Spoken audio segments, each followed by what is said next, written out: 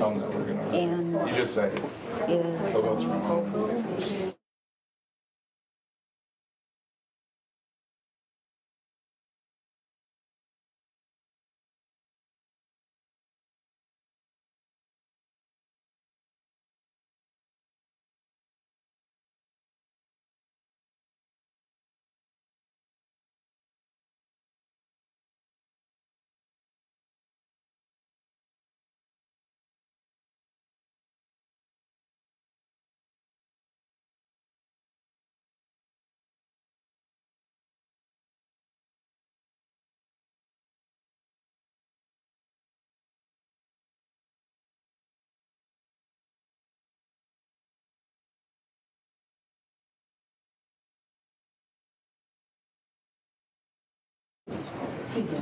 Yeah.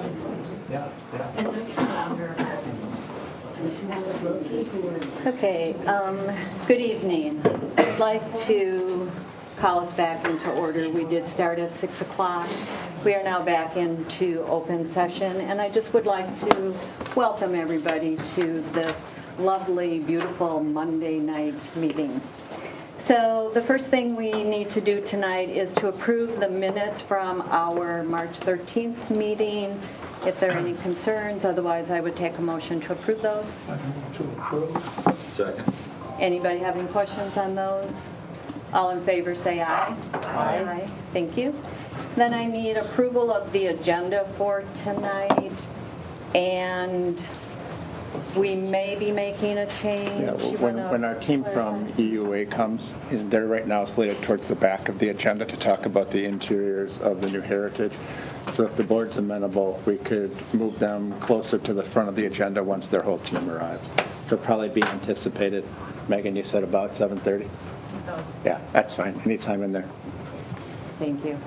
So with the possible change of the agenda, I need approval of the agenda. So moved. Approve with the no adjustment. Second. Second, all in favor say aye. Aye. Thank you. So the next part of our meeting is public comment, and I do have 3 people who would like to speak about the Pride Week issues that I think came up today. But prior to doing that, I'm going to hand it over to Randy, and he has a few opening comments. Go for it. And I'm just going to invite Brian Borowski, our high school principal, up to the table too. First of all, I appreciate the folks coming forward, and I know that there were many of you that were out in front of the school today expressing your support for the kids. I think as we've kind of reflected upon all the things that have happened over the last several days, the one thing we never want to do is impact our kids to the point where they think that we don't support them. And I think that's an important piece, an important message for us to try to get across. I know Brian has met with some of our GSA students today and wanting to just kind of work more directly with them. I received a few questions today as far as kind of what level was the board involved in some of those decisions, and they really weren't. I mean, this was some discussions that have happened really as more of adults away from the kids, and that's why I want to make sure that we find ways we can support our students moving forward here, learn from kind of where we've been here the last few days, and make sure we don't that we can kind of improve our processes and communications moving forward. But I think it's for the board's edification and also for all the folks in this room to just kind of understand a little bit more of what's occurred and kind of why some decisions were made to reschedule the Pride Week. I've asked Brian to kind of give some of those highlights as he was the one probably most closely involved with that work. So, Brian, I appreciate you being here. I'm just going to turn it over to you. Appreciate everybody being here. Appreciate you showing up. It was amazing to see the community support for our GSA kids this morning. When I walked out there, I was incredibly impressed. So I would say that the struggle that I was having was just making sure that I was getting the communication out to our parents regarding Pride Week and the advisory. I was running into a struggle on Thursday with it. I own that. That's on me. I needed to be more proactive and upfront about it. And I wanted to make sure that, we've been asked, we've been charged with making sure that we're being clear and sharing what's happening in our school. And when we got to a point where I wasn't sure that we were going to be able to do that on Thursday, that's when I decided that we maybe have to reschedule it, just because the information that I wanted to put out wasn't where I wanted it to be at that moment, and knowing that we weren't going to be in school on Friday where I could continue to work with GSA and figure it out. We were in a place where I had to put the communication out, yet we weren't quite 100% locked in on how things were laid out. And again, this is 100%, I'll put it on me. The kids are great. They did a great job. They did everything they were supposed to do. My responsibility is to, to communicate what was happening and support our kids at the same time. And ultimately, I feel like I let the kids down. I feel really horrible about that. I admire the courage that they showed and their willingness to come and meet with me today and have the conversation. And it was painful. It was hard. And they were awesome. And they're to be commended. And they're such strong kids, and they deserve to be respected, and they deserve their opportunity to do Pride Week, which we're going to do in 2 weeks. And the comment that kind of stuck with me today, there's a lot of comments that I'm going to carry with me, but we'll make it the best that it's ever going to be, and they felt strongly about that. So I feel good about that. How things went down, I don't feel good about. I wish it would have had more time, would have had another day to kind of finalize things and put things together, but just didn't feel like we were in that place at that moment to, one, communicate things out to our families who want us to be clear with what's going on in school. That's been a request of us to make sure that we're communicating what's going on, and then also to support our kids in this process as we went through this. Thank you. Thank you, Brian. I just thought that was important for everyone to hear really directly from Brian. I mean, he's one worked most closely with it, is connecting in with their kids. And I wanted to have the board and everybody to hear directly from Brian as well. And that just provides some context for, I know, some of the emails, the correspondence that we've received through public comments, and that you'll hear through some of the voices here tonight. So. Thank you. So I do have 3 people, if they still want to speak, we would love to hear from you. As Randy said, we have also received probably 6 to 8 additional comments through emails from the public, which we take those seriously. We do all read those. So the process of speaking at a board meeting is you get 3 minutes. Ted next to me is going to be timing just so that we can move these along. And after that, we will just thank you and move to the next person. So beginning with Shannon Reed. Thank you very much for coming forward. Thank you. Can everybody hear me? Okay. All right. Thank you. I appreciate the apology about how this incident went down. But also in general, I think it would be great if our Waunakee Public School, which I love our town, had a culture of inclusivity, like had, where people felt safer and heard, and it's a public school, so I think things where you're sharing facts about history, history's not political, it's just facts, and they're messy, and they're, sometimes not pleasant to hear, but things like this, I just don't want a small group of loud people trying to control everything. Does that make sense? I wonder if maybe like a diversity team that had like a student on it and maybe some other people who actually are in and represent marginalized groups, like maybe that would be a good diversity team to kind of make sure, it has to be people who do know what's going on in the school and do care about us coming together. Like I think everyone's felt over the last, 6 years or more, that things are being torn apart, and I really want this town that I love so much to get put back together. So, and I care about kids a lot, and I just want to share a personal story. Growing up as a teenager, my best friend was a part of queer or LGBTQ, and they actually tried to commit suicide because they felt so unsafe and so unsupported. And so I looked at the Pride Week as like another way to like let one, if it saves one more kid from wanting to do that, then it's worth it. Thank you, and thank you for your passion. Ready, Ken? Next is Sylvia Guerin. Well, I am Sylvia Guerin. Thank you so much for the opportunity, and thank you, Mr. Wellesley, for the information. Did I pronounce your name correctly? Yes. I asked because I am from Brazil, for whomever don't know me. My accent can tell something, but I prepared something in writing to be sure that I would be within the 3 minutes. Today I am here to support our GSA students and request more transparency from our Board of Education and Waunakee School Administration. What happened and the way it happened today, postponing the Pride Week with no notice or clear communication of reasons why it was postponed. And after all the hard work these students had been putting for weeks in preparation of the activities for that week, it simply should not happen again. Not to the GSA students, not with any students at all. Actually, if we needed a lesson on how to be transparent, it's this group of students that a few years ago very clearly explained to us in one of our community open listening sessions how they are constantly bullied and disrespected in our schools. We were there, we heard them speaking very clearly. To find out that their Pride Week was postponed must have felt like a punch.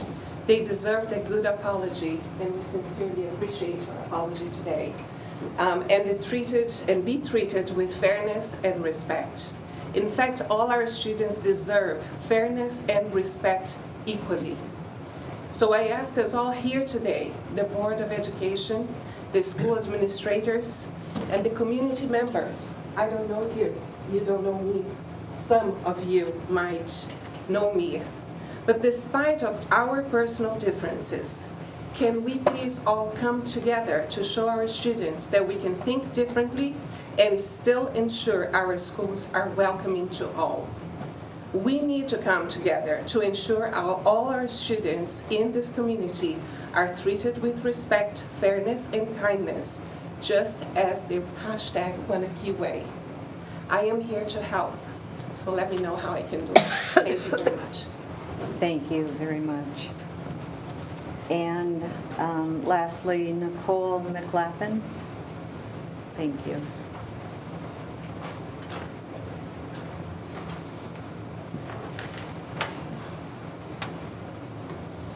Hi, thank you so much for letting us speak, and I'm speaking as a member of the community, and I appreciate also the apologies and everything, and it sounds like we've got a goodwill to move forward, but I've got to say, I was disappointed in the way that, of course, the whole event was handled.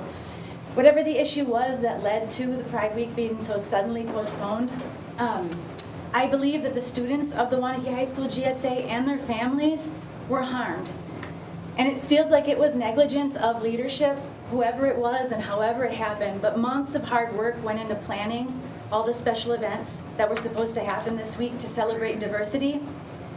And the plans were disrupted suddenly and for no clear reason. So students, families, and the whole community is hearing loud and clear that the GSA's efforts can be just disrespected at the will of fickle and unknown actors, because that's how it feels.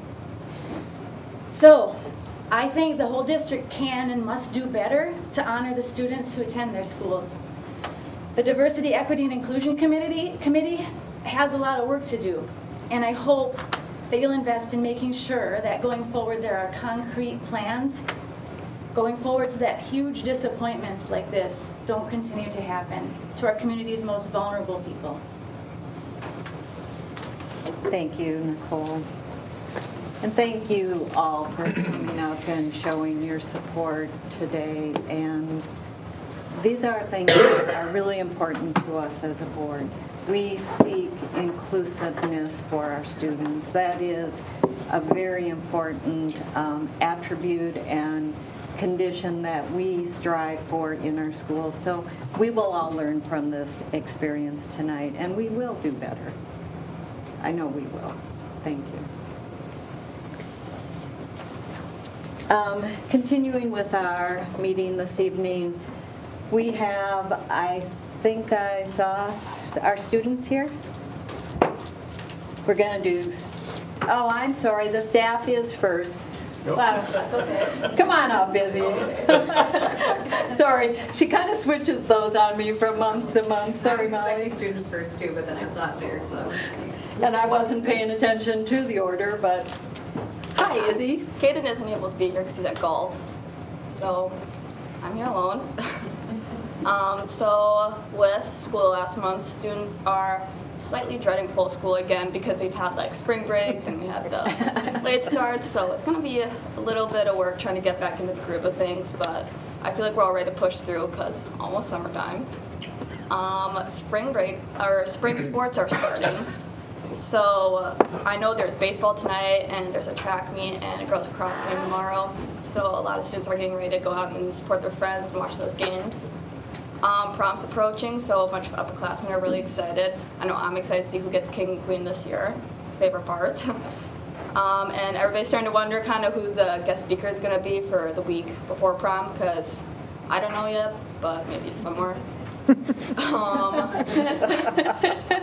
Student council is planning teacher appreciation events. I'm in charge of those. I'm not exactly sure what they're going to be yet, but I'll figure it out and hopefully can show our administration how much we appreciate them and all that you guys do for us. Obviously there was a protest today. You guys have heard a lot about that. I'm personally not the best person to speak about what happened, as I'm not very informed, but as Mr. Borowski said, I'd recommend the Gay Straight Alliance to talk to. And sophomores have forward testing coming up this week, and obviously it's required, but they're all kind of moaning about it, so yeah, that's pretty much all. Thank you, Izzy. Any questions for Izzy tonight? Always enjoy your reports. Thank you very much. Thanks, Yes, Izzy. thank you for having me. And now we have our staff report. Sorry, Molly.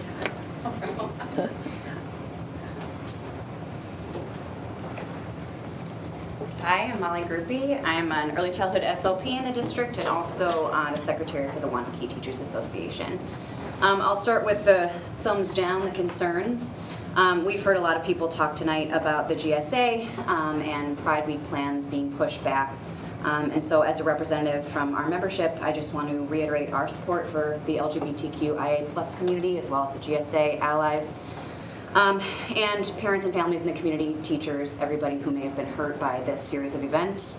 And I appreciate Principal Borowski's comments, but I also appreciate the notion that we will continue to try to, visibly and vocally show our support for these marginalized communities, because it's just one more chip, I think, on just a very, again, marginalized group, especially in this community. So support from us and gratitude to trying to work to make it right. Thank you as always, for the opportunity to speak and represent the membership tonight. Thank you also. We got a lot of kudos from the intermediate school for their trimester party to do some additional time with report card grading. I know that is much appreciated and very needed, so they wanted to express their gratitude for that. I also wanted to say, sorry, I wrote down my comments and now I can't read them. A big congratulations to candidates Ensign and Heinrichs, who is not here tonight. Obviously, you have not had your transition meeting. She is here. Is she hiding? Yeah. There you are. And just really thrilled for the numbers that came in the election, and just a reminder about how important it is to participate in the process in your candidacy and campaigns. We gave the public access to information about these candidates who chose to participate with the WTA in questionnaire form, in candidate forum, and that is not something that is offered by the community.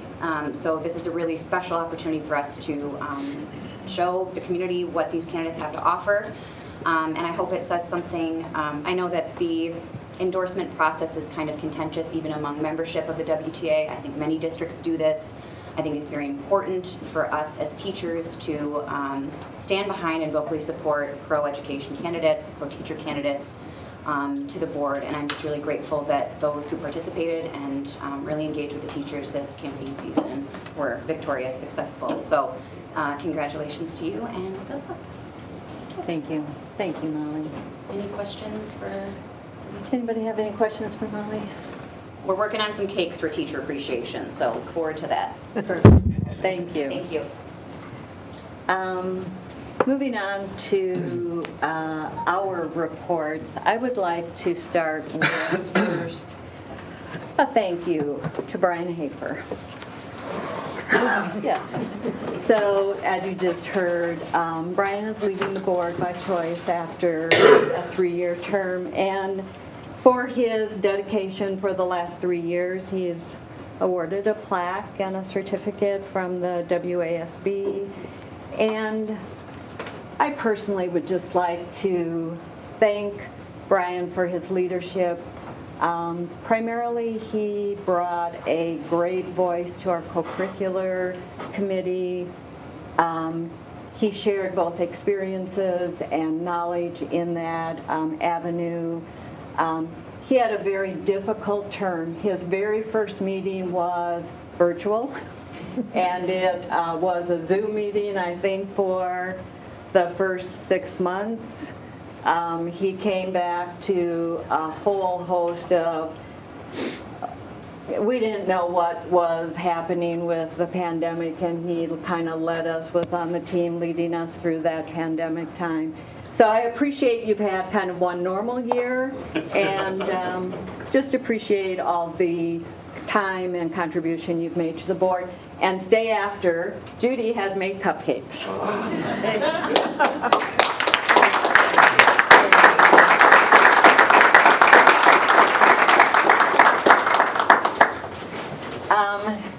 And I don't want to burden with my talking for board updates, but I have one more thing that I would like to do, and then I'll turn it over to the rest of the board. I just want to update the public. Recently, the board had a meeting, actually last week on Thursday. One of our responsibilities is to evaluate our superintendent, and we don't usually share that out with the public, but it was suggested, and I think it's a great idea that we do share out our evaluation of the superintendent, especially as we embark this year on naming a new superintendent. It's nice to understand what we as a board do to evaluate the work that our superintendent does. So the process that we engage in is independently, the 7 of us rate the superintendent on 8 different categories. And those categories are, in general, leadership qualities, but also management of the organization and different facets of the organization. So we independently rate him. We do a composite of that. We have a meeting and we share out the ratings as well as narratives that people include. So reporting out kind of the ratings on a 4-point scale. Randy's ratings, the lowest was, I think, a 3.5 plus. But he had 5 out of 8 categories at 3.75 and above. So, if you kind of relate that to teaching, which I spent my life doing, that's an A across the board. He is an excellent administrator, and it came out both in those ratings as well as comments. And general comments are, he always looks at what's best for kids. He's always willing to communicate. He has an open door. He's calm. He doesn't overreact. He invites anybody into his office, and he always seeks a positive outcome. So I don't know if anybody on the board wants to share anything else. That's what I summarized from that meeting. But to be transparent with the public, we want you to know that that is one of our responsibilities, and we take that seriously. So with that, those were my two things to share out. Any other board member want to share out any meetings or trainings or events that they've attended?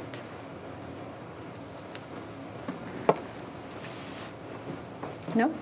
If not, moving on to National Teacher Appreciation Week and board correspondence. I very much appreciate Mark and his expertise in this area. He is our kind of self-appointed person that does a lot of correspondence for the board, and he drafted two notes, one to the staff and one that will appear in the Tribune. I don't know if you want to say anything, Mark. They were, in my mind, very well done, excellent. Well, they were better done because I collaborated with Ann Blackburn. So And thank you, Annie, for being our backbone. So I think we're looking at, from a group, if we are comfortable moving forward with this, to appear both in the Tribune and then, when appropriate, sending out to staff. So everybody in agreement? Yeah. Yeah. Perfect. Thank you. Next, we have our spring election update, and the canvassing was done this morning. We already have kind of heard through the meeting that I was reelected, and Dawn will be joining us next month at the table, and she's also in the audience, so congratulations.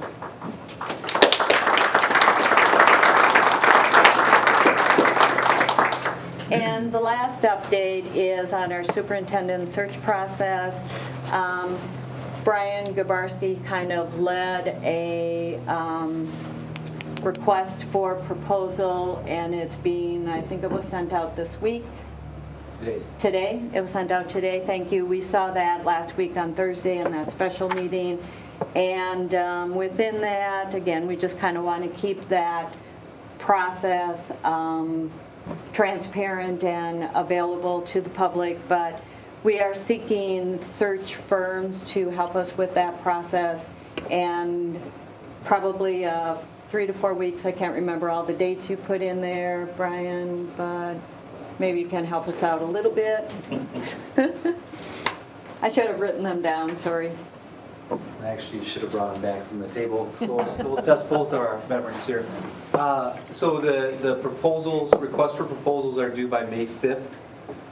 With the board reviewing them the week following that. With I wish I had a kid. I believe it would be the week of the 22nd, May 22nd or 28th. I can't remember which one of those is a Monday. That the board would be conducting interviews of up to 3 selected search firms to determine which one they would like to proceed with. So by the beginning of June, we should have a search firm in. So thank you for helping us with that process. And at this point, I'd like to deviate from the committee reports and maybe bring our EUA team forward for the presentation, so you don't have to sit through all of our committee reports. Great. You might have something more fun to do on this lovely evening. Wonderful, thanks, Joan. I mean, I think most of you have known Robin. I mean, Megan, I'll give you a chance to introduce yourself, but you've done a lot of work with our team to put together really the interiors of the new heritage. So that's what they're here to present this evening. On the back table, back by Lisa, we have all of the different building materials, the color schemes, etc. So if you want to take a look at what those are, they're here for your perusal. But the exciting part is really trying to see some of the renderings and some of the themes that are coming out of it. So I'll turn it over to you guys. And if you want to just introduce yourself, because I don't know if you've really spoken to the board in this capacity, and it'd be great for them to get to know who you are. Sure. I'm Megan Walker. I'm a senior interior designer with EUA, and I specialize in learning environments. Although I didn't have a direct involvement with the intermediate school, I was involved a little bit behind the scenes with the other designers. So I spent a lot of time with the students as part of this. I spent a day shadowing students and experiencing what it was like to be in their shoes. We did an interactive activity where we read this children's book called If I Built a School, and then we allowed the students to come up with their ideas of what they would want in a new building. And just their ideas were very clever, and their ideas also helped kind of create this concept for what you'll see today. So these were some renderings of the exterior. I'm pretty sure you've all seen those already. And then we had developed a set of guiding principles which were developed from the meetings that we had with that visionary group of teachers and staff. And I feel like the concept really ties into these 3 principles of being future-focused, welcoming, and safe, and then especially this last one, immersive and inspiring. So the concept or theme we've selected is root and grow, and the sign on the left-hand side kind of helped inspire this, that heritage is the roots of Waunakee education. When we think about a plant and a seed, it has everything within it that it needs to grow to become an actual plant, just a seed, but it has to be placed in the right environment and receive the right nutrients. And I think similarly with a student, when placed in the right environment, they can really blossom and grow. So we've kind of taken this idea, we've used 3 words, origin, possibility, and growth, to describe this. And then these next 2 slides were a few of our initial ideas for how we might bring in some color and vibrancy, kind of how we would articulate that idea of being rooted in the built environment. So these were just some inspiration photos. We actually have some of the student drawings here. Ideas of like rocks, an outdoor classroom, tunnels, bright, vibrant colors. This image right here is from a Lois Ayler book called Planting a Rainbow. This idea of what you plant and then the bright vibrancy that comes from it. So this is an image of the material palette. It was presented a few weeks ago to the interior design team. You'll see most of that over here. And we can go over there and I can kind of explain the materials after this if you want, but you'll see all of these materials then in the next few renderings of some of the key spaces. So the first thing that I want to describe is each of the different grade levels will receive some type of thematic branding related to this idea of roots and growth. So the kindergarten and early childhood, their theme is garden roots. First grade is prairie. Second grade, wetland roots. Third grade is edible roots and plants. And fourth grade is Wisconsin state roots and plants. And one of the ways that we are branding, in addition to those different themes, is we're creating a little icon for each grade with an associated color palette. And then we are working with a graphic designer who's creating these kind of informative illustrations that they look almost like from out of a children's picture book that will be very brightly colored and also be informative to kind of inform. So we have, like in the Wisconsin state roots and growth, there are like burrows underneath and they are like badgers, and kind of identifying some of the key elements. So we'll do those in each of the different grade levels. So those were the colors. Here is a rendering of the kindergarten and early childhood area. So when it's early childhood, it would have the EC logo. When it's kindergarten, it would have the K, but they are both the garden. So they have a large graphic here kind of at the end of their neighborhood. And then in the ceiling, we have these large light fixtures, which are also they're made with this acoustical felt, which is a recycled PET material from recycled water bottles, and it will add some vibrancy and playfulness. Kindergarten and EC actually combine the 2 different colors that are on the first floor. So first grade and second grade are kind of green and teal, and in kindergarten we've kind of combined those 2 in a little bit less vibrant, because we're bringing in both of the colors, but still being very playful and kind of bringing those soothing colors in the kindergarten area. This is actually a view as if you were standing at the gymnasium looking back toward the main entrance.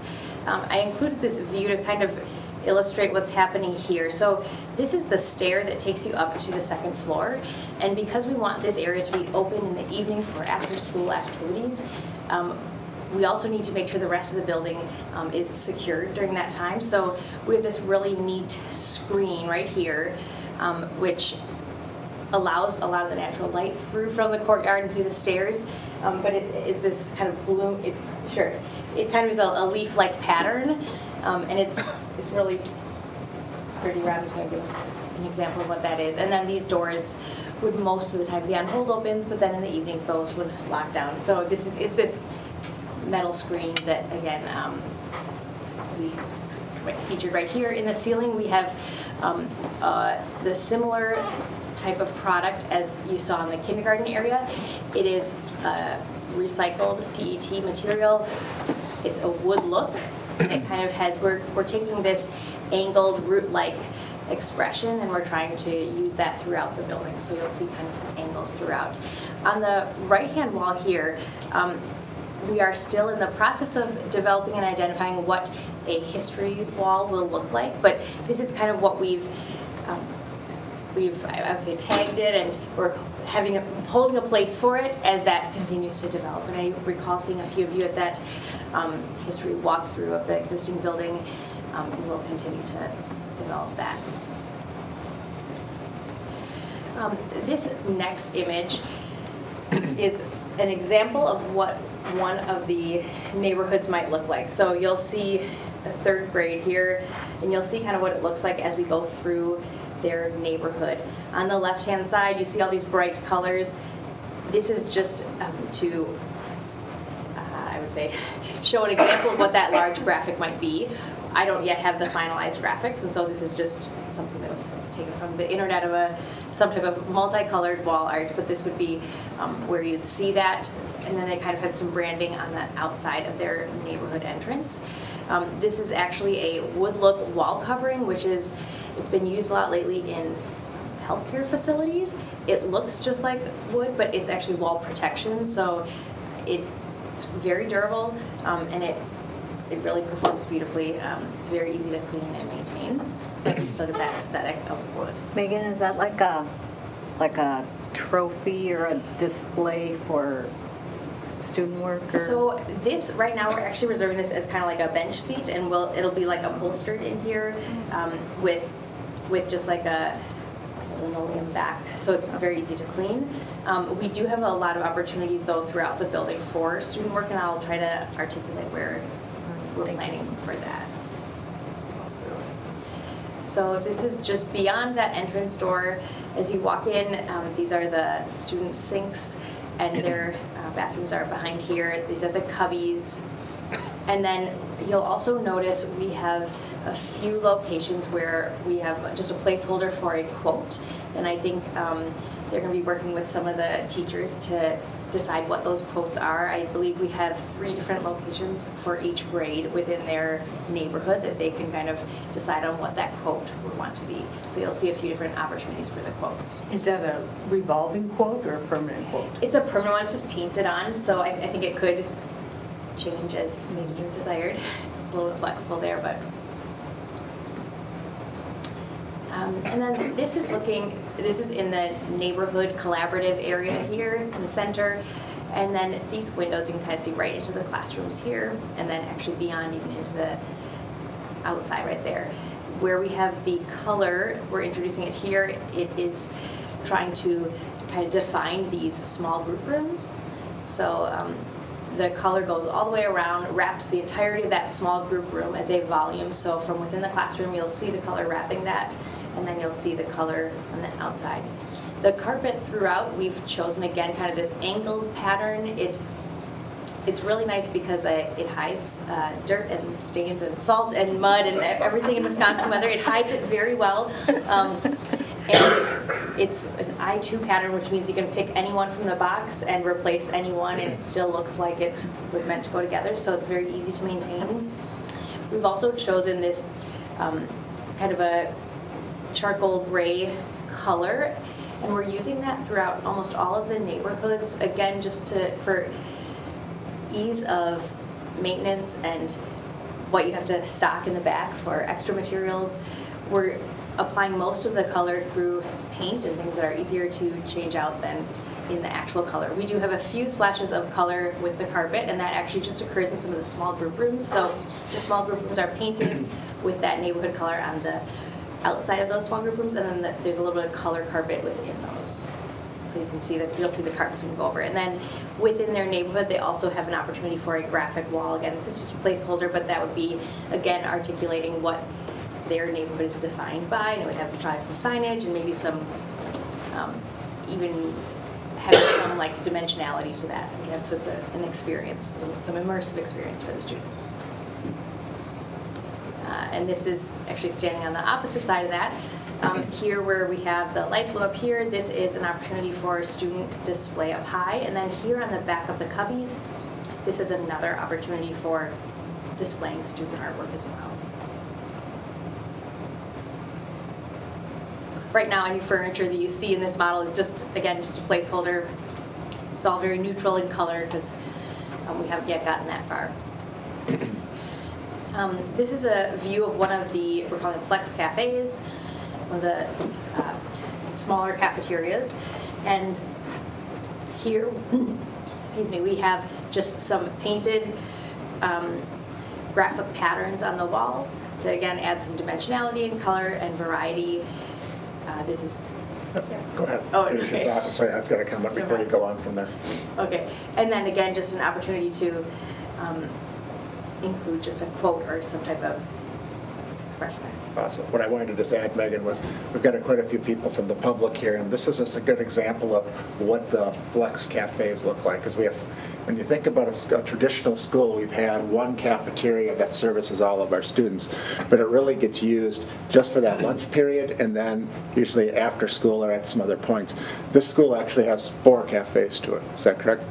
They have 2 upstairs, 2 downstairs, and that are going to be able to allow us to bring smaller groups of kids together for lunch, but then also have multi-purpose use when you're doing something in the classroom that just requires either a larger space or a space that is more messy. So you're not having that in the classroom. So this is a piece that we saw in a few schools that the team took us on tours, and as we looked at that concept, we really liked it. So that just gives you an idea that there's multiple of these within the school to serve multiple purposes, from serving lunch to also some instructional use. Thanks. Question on just maintenance there. You know, I see a lot of tables and so forth. All those have to be moved, correct? Does that increase maintenance time? I can give you anecdotally from a few districts. I actually was just with another district touring a building that we recently completed that had something like this, and they've had it operational now for almost 2 years.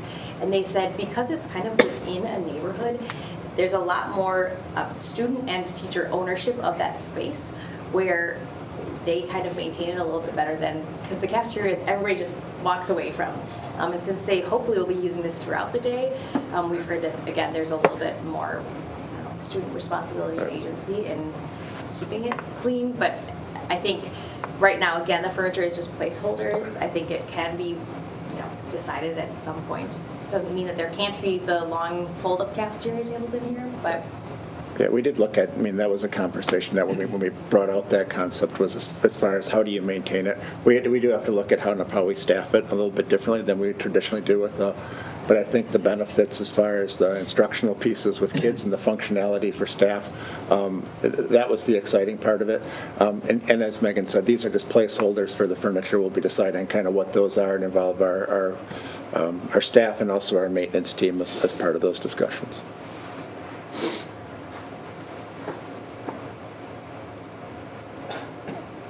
This is a view down the corridor that kind of divides the kindergarten EC wing from the first and second grade wing, which would be on the left-hand side. So this is what their neighborhood would look like at the entrance, and then the tile behind their restroom area. And then again, this is the image that you saw previously. Here is an image of the LMTC and then the STEAM or technology area back here through this glass area. So this would be the LMTC circulation desk. We have, again, some of those light fixtures kind of defining this zone of that circulation desk. And then we have these 2 different nooks or carved out spaces. That was one thing that students talked a lot about when they talked about like animals burrowing and could they have like a burrow. So kind of creating some of these unique, fun, playful spaces for our students. Also being cognizant that we're not excluding any students so that these would be fully wheelchair accessible. There's no like change in height or making it more challenging for some students to access it so that others can, that everyone can participate in that fun experience. This is another view. Again, here's that circulation desk with some of the light fixtures that add some of the color, and then they also have some acoustic properties. Over here, we have, again, some of that, it's a wood look, acoustic baffle over a kind of defined seating area. It might be more of a lounge seating area right at that window wall. I think it'll be a prime spot in the LMTC. And then again, all the furniture right now is just placeholders, but the idea is, yeah, everything movable and nothing fixed or necessarily attached to the walls.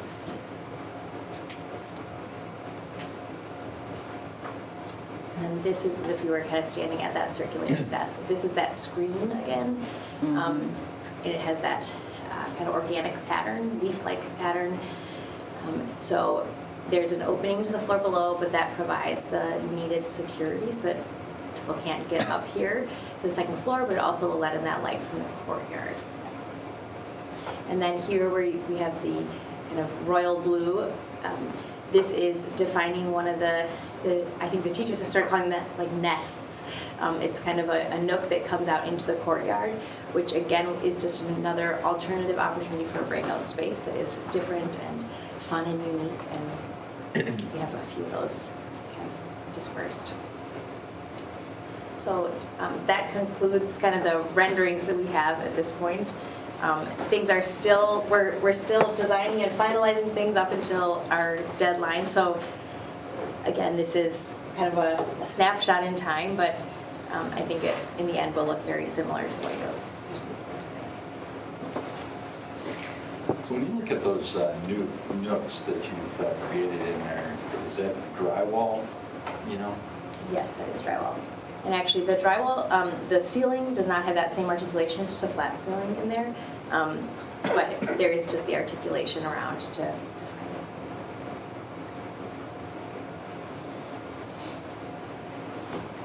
it. Any other questions for the team? It looks very exciting. The staff, have you shared this with the staff, with the design team? I haven't seen all these, no. Yeah, so the design team of a few individuals has seen this, yes, but not the larger staff.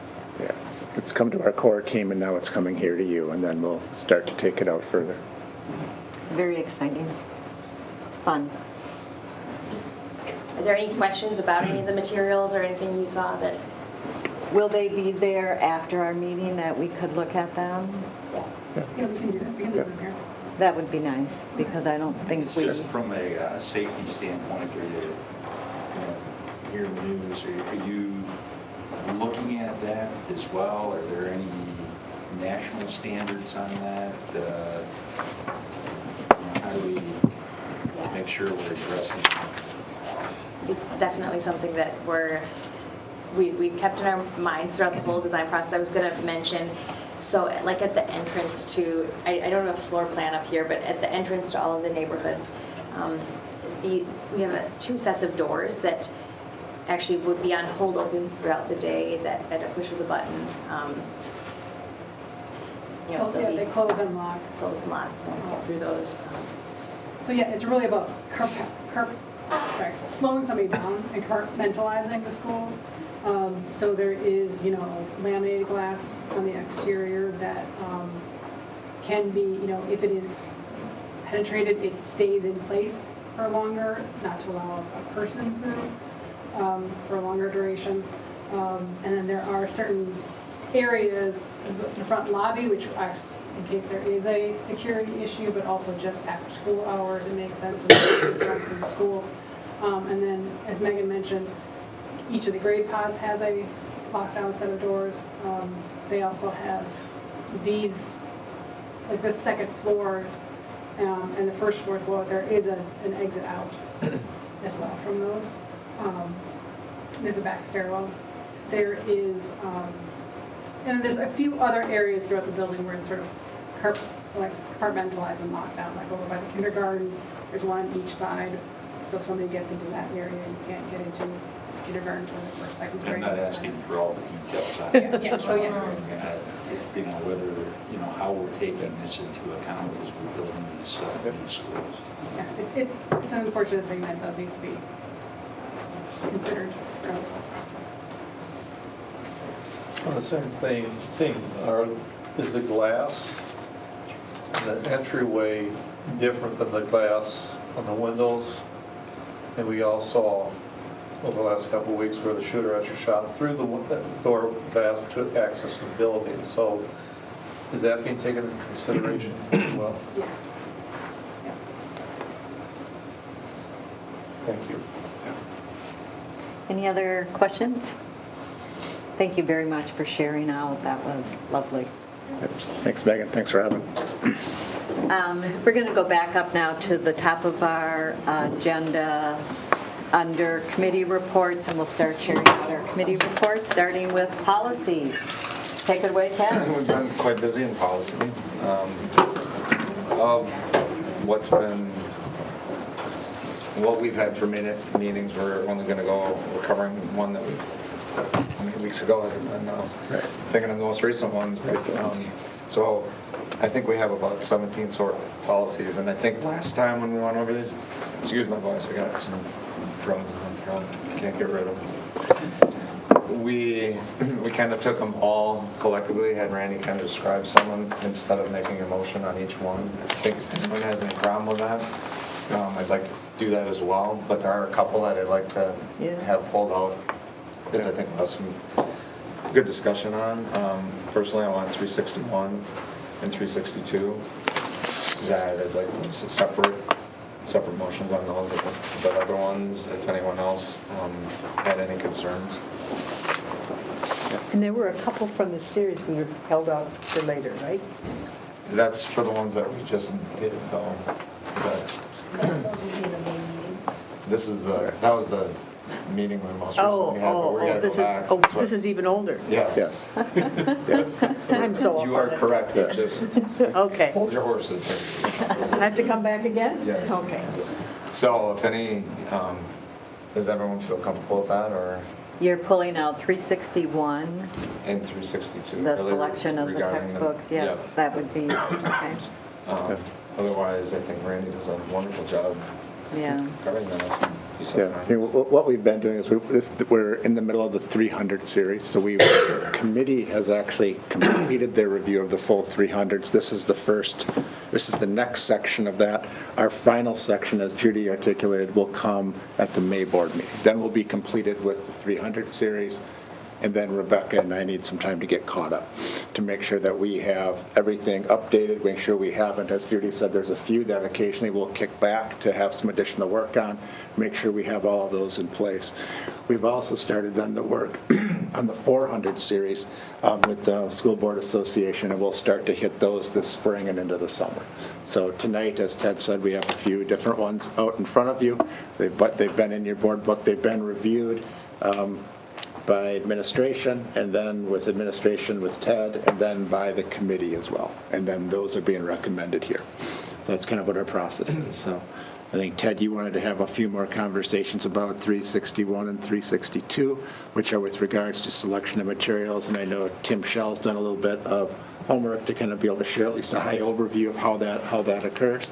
But are there other questions on any other policies within the batch that we're doing tonight? I just want to commend the committee again. There's a lot of different topics, as we can see, field trips, what have you, and great effort in clarifying, revising, and a really good job. I don't want the public to think, we're just running through these things, but there's a lot of work that went into it, and we have much better, clearer policies. Thank you. So Do we want to do a motion of all of them but those? Or Unless should if we someone talk wants to about hear those? anyone, yeah. And then we could do them all together. Yeah, we could just have the conversation about them, if you're comfortable with them, you could do one vote on all of them. It's really up to it's your Yeah. preference. Why don't we do that? That Okay. seems cleaner. So, Tim, can I just have you join us up front? I know you've done a little bit of background work particularly, and guess I'm looking for a little bit of other specific questions that we'd like Tim to cover. I know some of the things that you're prepared to talk about here tonight, Tim, are with regards to like how we go about selecting library materials, and you've talked to our staff with regards to that. And then there's also the question just with regards to the policy, with regards to the instructional materials, which I believe one of the subsequent items on our agenda here tonight is to be approving those for next year as well. So, Tim, do you want to talk a little bit about just kind of what you extrapolated out as far as our general high-level process for material selection? Sure, thank you, Randy.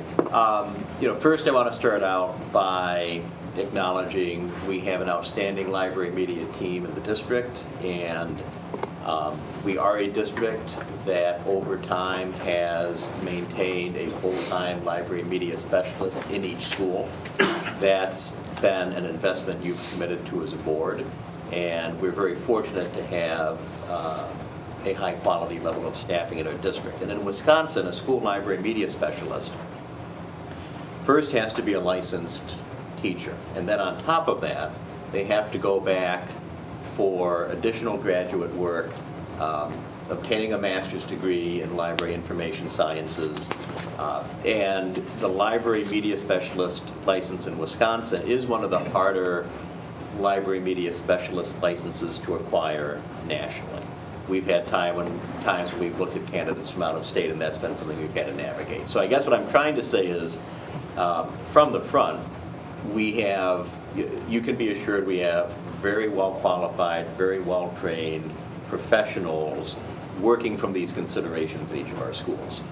That having been said, I worked with our two chairs, Sarah Wendorf, who's at Intermediate, and Melissa Hill, who's at Arboretum, and did ask them in advance just to make sure I had a good grounding in what our approaches were. I've worked with our library media team for more than 2 decades, but again, these are decisions that I rely on them to make as professionals. I really wanted to hear from them. So I think there's really 2 critical choices that a librarian any place makes when it comes to the collection. What comes in, what comes out. The first process we call selection, and the outgoing process is actually called weeding. And they're based on very similar criteria. Today versus, say, when I started in the profession back in the 90s, one thing, as in all areas, library media specialists have access to are better decision support tools based on technology. So one tool that library media specialists use, ours are not alone in this, is libraries have electronic card catalogs. Those are databases. Our library uses a system called Destiny. It's sold by a company called Follett, and I suppose somebody owns Follett, but I just know it as Follett. But Destiny does come with an add-on module which you can purchase, and our libraries do, called Tidal Wave. And Tidal Wave conducts an analysis of your collection, so you don't have to do it all by hand. And that's a starting point, both in terms of looking at what you might add and looking at what you might try to weed. And so it'll give you a breakdown by the different classifications of materials.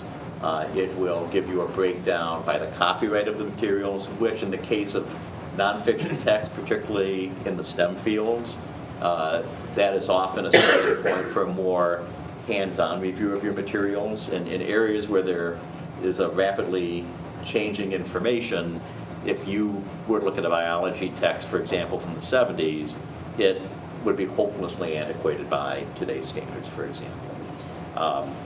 Tidal Wave will also just in general give you some comparative stats to other libraries. Other places where librarians will make use of Destiny will be looking at what titles are being checked out, what titles are not. If you have a popular text or a popular category, you might seek to purchase more of it. If you have a category of text that simply aren't being checked out, you're probably not going to add in that category. And you may consider, do you need quite as many, if you've got multiple copies and you're really not showing a demand for multiple copies, you may decide to kind of trim down the selection and the collection and add on in other areas. So that's where their computer-based systems, would provide some initial support. In terms of other things they would look at, certainly new books and series that you currently own. So, back when the Harry Potter series was building out, when a new Harry Potter book came out, you would obviously extend that series. If there's a new title in the Rush Revere series, you might add a new Rush Revere. So you're extending your series. You're considering recommendations from students. Students will come and make requests of librarians. Certainly teachers. If we are adding new courses or curricula, or there's a unit in the curriculum that would really benefit from library resources. So for example, I think it's in 5th grade, we ask students to do a biography unit. You want a lot of biographies at the intermediate school that would really support that unit, where kids can have a choice. You're also going to look at accessibility needs. So if you know you have students with unique media needs, visual impairment, different language needs coming into your building, a good librarian, like all of our 6 librarians, is going to keep that in mind and maybe not add new titles, but maybe add additional editions of titles that can meet the needs of the changing student population. They will also look at book reviews and awards. So, there are certain national awards, there are national publications that really cater to the children's book market, the young adolescent book market, and I think we've all heard of Caldecott winners. So, I mean, if you have a Caldecott award-winning book, you can be fairly sure that's going to show up in the library. But they will look at other pieces like that. And, and this is where professional judgment, will come in. If there are major initiatives that we have, those are going to be taken into consideration too. A good library media specialist has to weigh all of these. And sometimes it takes, I think our library media specialists, without exception, try to be responsive to things that are really urgent needs for their collection. Other things might be longer term goals that might take them 2 to 4 years, to build out. So those are the selection criteria. The weeding criteria are pretty much all of those, but kind of in reverse. There are some unique ones to the weeding. I mean, if you see something's not being used, that you can't gauge that prospectively. You can only gauge that based on your actual circulation. And then obviously for weeding, you take into consideration for traditional text, what's the condition? If a condition of a volume is worn, you have to make a decision. Do you purchase a new version if it's available, new copy? Do you rebind it? There are rebinding services, and we do send a certain number of books out every year to be rebound. And then in the last resort, you may decide the book is kind of at the point where the physical volume has to be retired, and for a variety of other considerations, it doesn't make sense to replace it or rebind it. Other things that could be taken in terms of deselection or weeding criteria, again, mainly in the sciences, the information is outdated. We do weed editions if they're superseded by new editions. Again, that tends to be for nonfiction. Physical space considerations drive it, but it doesn't really drive you in one particular direction with this book or that book. It's just the overall quantity of the physical collection you can maintain.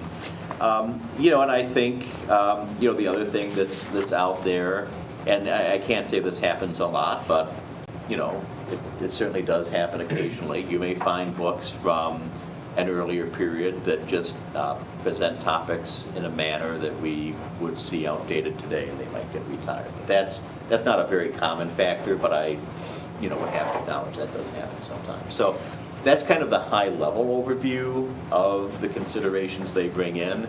Again, the technology helps a lot with the initial analysis, and then teacher recommendations play a role, kid recommendations play a role, and then just a really good analysis of what's in there, what you see moving, and the condition of the collection. Jack?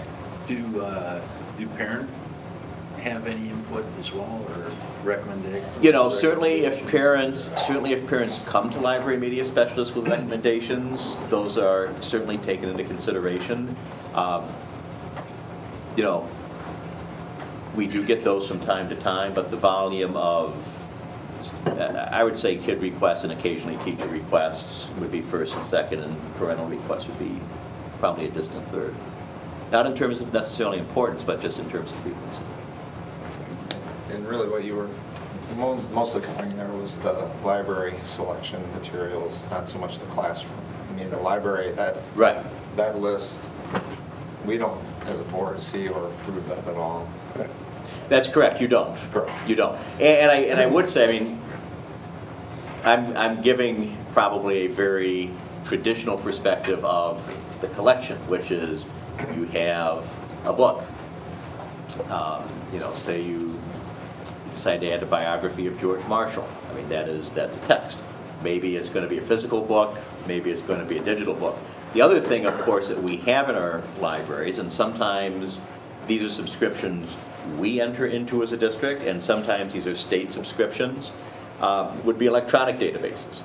You know, these are fundamental to a modern library media center, and so when you're purchasing a subscription, you're usually not in a position to do it a la carte. You're getting everything that's in that package, and so, you know, there are some databases the state purchases at volume on behalf of all educational institutions and including homeschooled families in Wisconsin. There are other cooperative purchasing agreements that districts, private schools, and in some cases homeschool associations enter into to kind of pool money and get some volume cost savings. And then, of course, you have your periodical subscriptions. So, you know, if you went to the high school, would have the Wall Street Journal and the New York Times, things of those nature. So again, there's a lot. It's not always getting a book. You might have a biology teacher come to Chris Sheeman, our high school library media specialist, and they might say, I'm aware of this new database that has really good life science references for high school students. Could we subscribe to this, Chris? And then Chris kind of looks at his budget, and he looks at, you know, what our needs are, and if we can accommodate that, we would seek to accommodate that. So that's the other part of it, is that I think a lot of our focus is on the books that students may check out for their own personal reading, which is of course highly important. But the libraries are also supporting the more curricular academic mission of the school by purchasing databases and reference sources.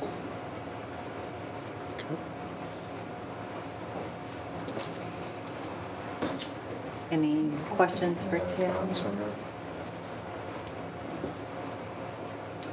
Thanks for the explanation. Thank you, Tim. Thank you.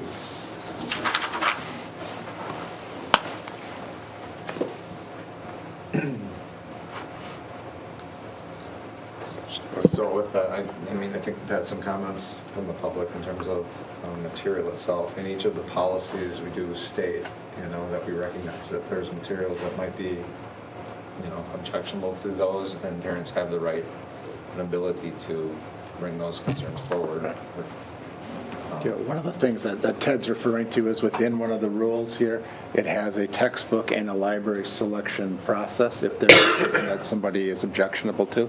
And then there's a process that is outlined with regards to what that process would look like. I mean, those are always things that we've had. I think this just more clearly articulates what that is, but that is part of the materials that are in front of you as well. Well, I would think that if the library has a selection, somebody may object to that being in the library, but that's a lot easier to get around than being an assigned reading in a course. Right. And stuff as that, so, wouldn't be, yeah, they could petition for it, but I think it would be a much higher bar to jump over to remove it from the library per se than it is from, I want my son or daughter to read a different text for this class. Right, that a they're required required. text. So I wouldn't want to limit somebody else's opportunity to read whatever they would want to. Because our kids read at all levels, or maybe well beyond what their grade level is. So. And I guess he did kind of explain a little, that's why I was curious how the process is of what come into their view of being potentially going into the library. So they talk about this tidal wave.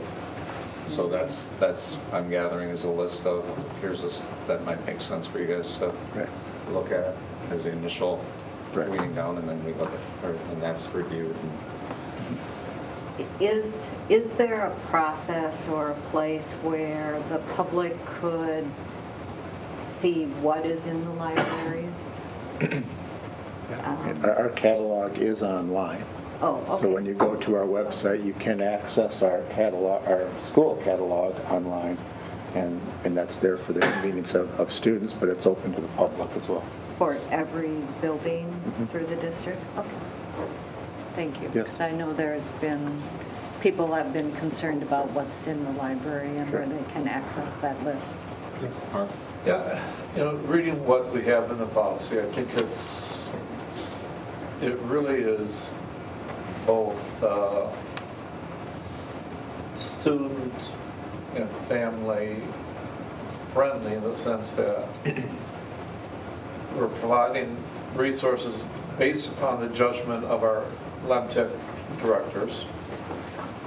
If there's something there that a parent objects to, there's a very specific process in place. My concern is I'm not sure many parents know that process. And so instead of going to the source that can help address their issue immediately, sometimes it gets to the board, and we're not the ones that can help them with it. But there's a way to register the complaint. The policy clarifies that. So somehow we need to clarify that to the public what that process is, so it's easier for them to raise their concern. Is that something that is on, not a lot of us see our kids syllabi, but, if there was something in Are you talking about the library selection materials or the classroom selection? Well, right now I'm talking specifically the library, because those are some issues. Right. The classroom, I think just needs to be clear that parents do have the right to ask for an alternative selection if they're opposed to what's there. And I would hope would be a kind of a simple place, and whether it's in the curriculum guide, of course, looking at the elementary, they're very clear what's coming up during the week. Sure. And so there could be like a boilerplate statement that just clarifies what they can do if they're concerned. Yeah, or something, like I said, in the syllabus, or Right, that's something. just a couple sentences. If you can request an alternative. Yep. So, Question to that point, there's orders in it right now where there's text that here they're starting a new unit, here's a contemporary, this stuff. I just thought, did that list of material actually get approved by the board, or is that an additional one that is now interjected? Okay, what does happen on that, actually, the list, we just received the list in curriculum dealing with the contemporary lit. And we were provided a link to look at each of the book selections. And I think for the most part, we were able to find that, get to it, and make an assessment of what we thought for that particular group of books. I think the committee found it well done. The current one that you're talking about, I think, did the same thing.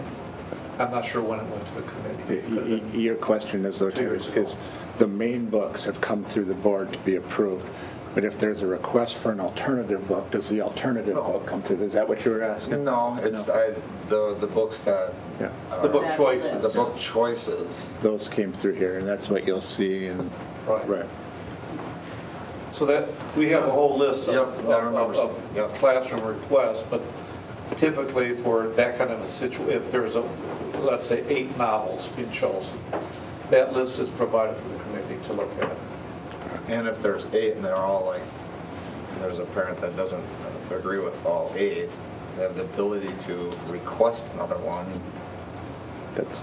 That's actually within a different policy, which is in like the 800 series, Tim?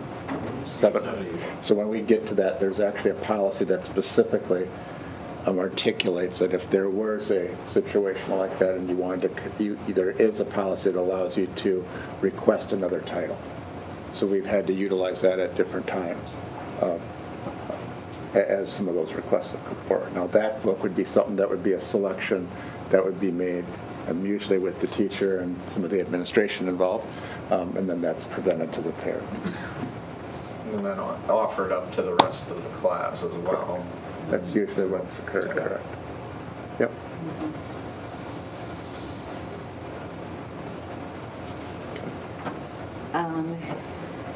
How are we doing on this list, Ted? Are you comfortable with looking at it? Well, I held those 2 out. I don't think anyone had any interest in the other ones unless they had specific questions. So we're now looking.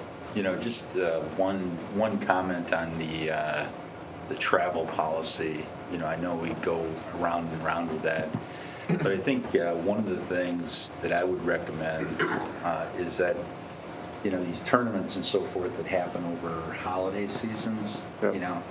I think we take away from parent, family time in doing, some of those things. And,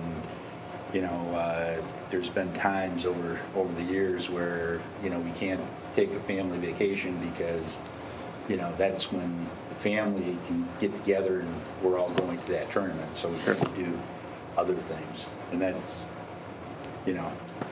that would be my concern.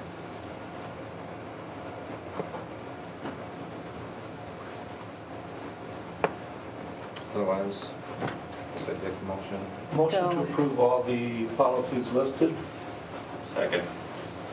Any other concerns or questions? All in favor, say aye. Aye. Opposed, say no.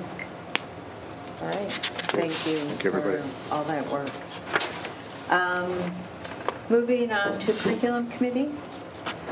I think we have a few things to approve. Yes, so the curriculum committee is looking for approval of the textbook and instructional materials.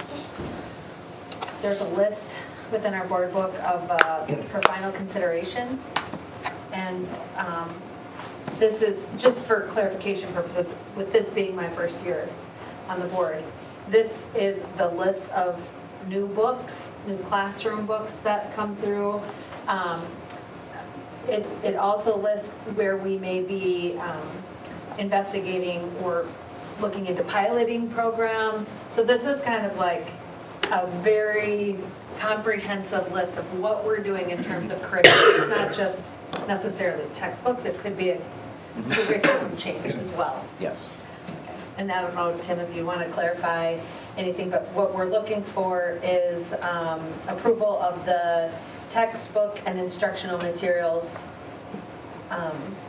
And these went through our curriculum committee with the 3.0. We're bringing it here for consideration. Anybody have any questions on that list? Tim is here ready to answer them. Are they good text? What's that? Are they good text? I think so, and I mean, if I could, we're past 8, but if you could just bring the textbook memo up for a moment, the actual memo, the next one to the left, Rebecca. Yep.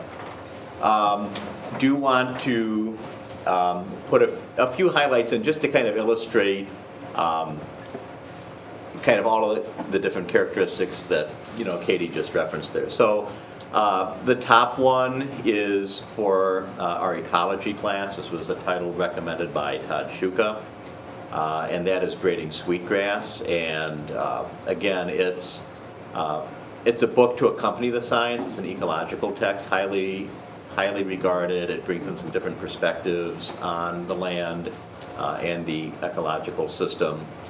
So that's not the entire textbook, obviously, for the ecology class, but it's an additive. If you go down, the next one is global business, and it will say Paying 5th edition. I remember back when we were on Paying 2nd edition. So this is simply updating the text. This is actually a course that's articulated with Madison College, as the Madison College instructors select text and they update. We don't have to move instantly, but usually within a year we have to update our text, as do all the other high schools in the region that are aligned with that course. You go down a little further, Kayla is requesting an updated resource because in her video editing course we use Adobe Pro, and the software evolves, your training materials need to evolve, and those are kind of central to the course. Further down you have 2 AMSCO texts for AP Social Studies courses, one European history, one United States history. One thing I'd like to make note of, and those of you that have been on the board for a long time may remember this from past years, not for Euro, but for American history. This is one where we will be asking students to actually purchase the text on an annual basis. It's a paper copy. That will allow the APUSH team to work with those sophomores on annotation skills. They can actually mark up their book, and because they purchased it, they can do what they want. And then we just kind of repurchase every year and then sell to students. Of course, if the family, if the students on our free and reduced waiver list, we pick up the cost for that title. And last but not least, germane to the conversation leading into this, for modern literature, which is a course where we aspire to offer no title that is older by copyright than the students reading it at any given point in time. That is a frequently updated list, and Lisa Carruthers has that in there. So I mean, I think this just gives you a little bit of all of the different aspects that kind of go into this. And then as it relates to the textbook adoption requests, so there are some notable areas where I think it would make sense to point out where there might be some higher dollars associated with them. Mm-hmm. There's a placeholder for a potential pilot or possible pilot for the middle school ELA program. Mm-hmm. And then also a placeholder for possible pilot for elementary math. Yes. And then in addition, we are purchasing textbooks to support our EL programming as well. Yes. So, and there are other items in there as well, but those are the higher dollar items, I would Yes. say. So when you're piloting the new math program, is it everyday math, just? So I don't think we've made the decision on what the elementary math pilot text is yet, but as we do that, we'll be bringing updates into the curriculum committee. But we know it's going to be an outlay, so we have that in there, even though this text hasn't been selected yet, just so from a budgeting standpoint, it's in there. And it also does help you as our board know that this is something we're engaged in. Are you looking at something other than everyday math? Yes.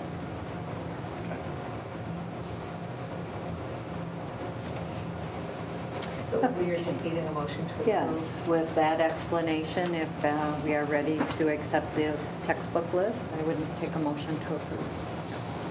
So moved. Second. Any other questions? All in favor, say aye. Aye. Opposed, say no. And I think we also have the curriculum writing. Yeah, so there's a summer curriculum project requests that we need approval for final consideration. And there's a list here. I don't know if anybody has any questions, or Tim or Amy, if you want to expand upon any of these items within this list. I think just, what I can tell you is these are submitted annually by teachers. We review them before they come to the curriculum committee, then they come to the board. What I will say is for a very long time, we've supported pretty robust and diverse set of summer curriculum projects. As with so many things in so many facets of our lives, summer curriculum writing, which involves people coming together, and yes, we did try to facilitate some of it virtually during the pandemic, but there's really no substitute from bringing your teachers together in a room. We had a diminished level of activity the last few years, but what we're seeing here in the summer of 2023, we're finally, from an hours standpoint, finally back to where we were in 2019, and that is very heartening to see. And I think we have to thank the teachers for doing this. I mean, this is all separate. They're being paid, true, but it's giving up a lot of your summer time to work on curriculum that's meaningful, and I think that's great. Yes. Well, and to that point, it's a ton of teachers, and having been a teacher in the past, the compensation really probably only covers a third of the time you're putting into it. Yeah. There's a lot of time beyond the actual payment that they put in because it's got to be done. Yeah. You kind of just get started in the summer with the overview picture, and then you write it as you use it during the year. And it is a ton of work, and I applaud those staff members who are engaged in this, because it really updates and makes current courses for our kids. It's great for our kids to have this involvement. So I would entertain a motion to approve this time. So move. Second. Any questions on the summer writing request? If not, all in favor, say aye. Aye.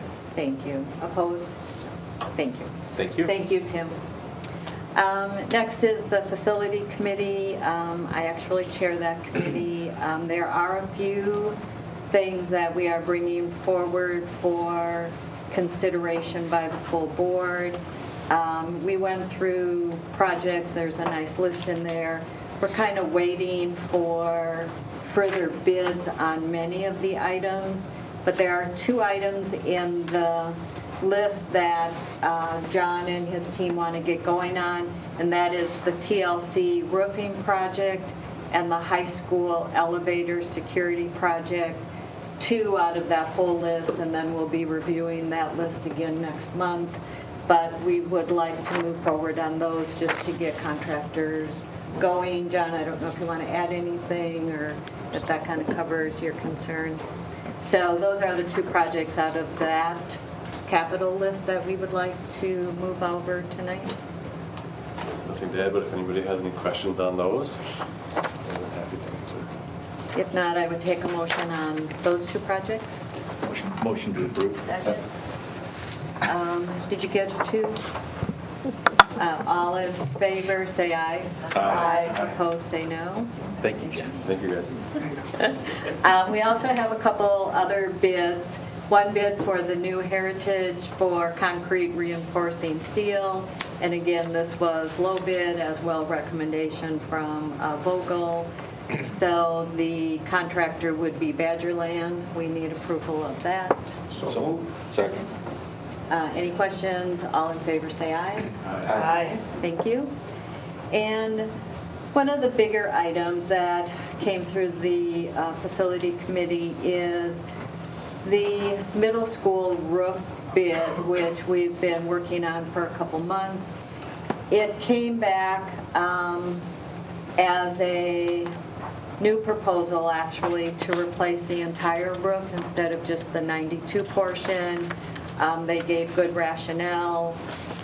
And the portions then would be all the same age, and otherwise we'd be replacing a major section, and the other two are only, probably needing replacement within 5 years, and it just felt for consistency and the whole project that it would be best to do the whole roof at this point. So again, we examined that process or that bid, and as a committee, we felt that was the better move, so we passed that through 3-0, and we would like that consideration from the whole board. And for a point of clarity, this would come from the capital referendum funds. Correct. This is a referendum project. Motion to approve. Second. Any questions on that full roof replacement? If not, all in favor say aye. Aye. Thank you. And I think our last committee is HR. Save the best, right? Save the best for last. We've got several topics on benefits, so Brian's going to share some of that out. Dental and health. Yeah, so again, just a point of clarification, the reason why we're bringing forward handbook language at this time is that this particular part of the handbook relates to the benefit package that the board passed last month, but it also needs to be in place for us to put out our rate sheets, create all of our educational materials. So we get staff that information this month to allow them to review it, make the best decision for their personal case, and then be in open enrollment mid-May, which is our typical timeline for that, for their choices for next school year. It relates to two things. In the handbook example that you were given is hourly employees, but we transfer the related language over to our other employee groups, admin and admin support, and teachers, to the aspects that are related to them. But in terms of the eligibility and in terms of the contribution amounts, those relate specifically to hourly employees, as their schedules vary by position and by building. So the two aspects of this are first to reduce the number of contribution levels. Currently we have 6. We're proposing that we reduce it down to 3 contribution levels, so it's much more uniform from position to position. Instead of breaking it out by quarter of an hour, breaking it up by hour or half an hour chunks. Less variables, more understandable for employees. And then secondly, to kind of align it with the Affordable Care Act and typical benefit packages, which are to be eligible for your insurances, you're usually working 30 hours or more a week. And so these two changes would align our benefits package to that. For any, I guess the two things that are really important to note is that when we talk about contribution levels from an employer, no staff person would go backwards in terms of district employer contribution. They would either remain the same or they'd receive more from an employer. So it's there's no harm, if you would, being applied to any employee for that change. And then secondly, for the staff that are currently eligible for benefits at 20 hours for dental and term life insurance, we would grandfather them into this coverage as long as they maintain their hours moving forward. And so as long as they stayed at or above what they're at now, they would remain in the benefit package. And so again, no current staff would receive a negative change based on either of these two changes. So are you increasing the number of hours worked? Yes. Yeah, yeah. So from 20 up to 30? Yep, to be 30. To qualify for benefits. Correct. And then the other information just shows you how it costs out at a district level for those that are interested in the information. Well, I compliment the HR committee again. It's very sensitive to the needs of all our employees, and it's a win-win. So I appreciate all the work they put into it.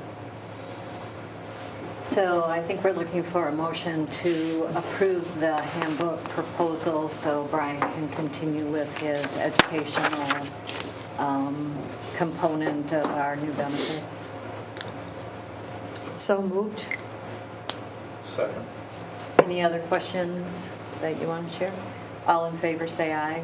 Aye. Opposed say no. Thank you, Brian, for your work on that.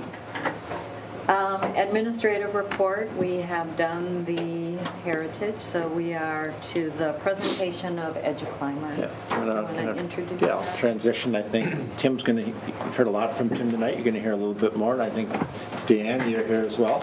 So you guys can come up to the table. EduClimber, for those of you who aren't familiar with it, is our database for student management of student data, and Rick is part of this as well. And since last fall, when we set our goals to really kind of take a look at how do we move forward educationally, particularly looking at like our PLC process and how our teachers and our staff utilize and track student achievement. One of the things I felt that we've been missing as far as some background for all of you is how do we do that? And so this is really what this is meant to be. Rick obviously works in the IT world. He kind of is behind the scenes of it. It also is the person who can kind of talk a little bit about kind of how that it exists and what are some of the logistics around the platform. And then Tim and Deanne can talk specifically of kind of how we use it in school, how our teachers use it. And we can talk about it from both a behavioral standpoint and also an academic advancement piece. So without that, I'm going to turn it over to them. This is going to be a little bit longer of a presentation because I think we want to give you an idea of exactly what this is. And we know that you've also received some questions from the community as far as kind of inclusion into EduClimber and kind of what that platform does for us. So thanks, guys, for being here. Thank you, Randy. So first, let's see if this is talking. Mark's probably in the way, actually. That's okay, Mark, you're right where you need to be. I think Rebecca's going to hook us up with the mouse. So, thank you, Rebecca. Yeah, it's a little touchy once in a while. So, what is EduClimber? A little while ago, we were talking about libraries and an application platform called Destiny. So, EduClimber is, and there's a little jargon here, a cloud-based data warehouse, and Rick will talk a little bit about that coming right up, that gives us as educators tools for visualizing data and analyzing data.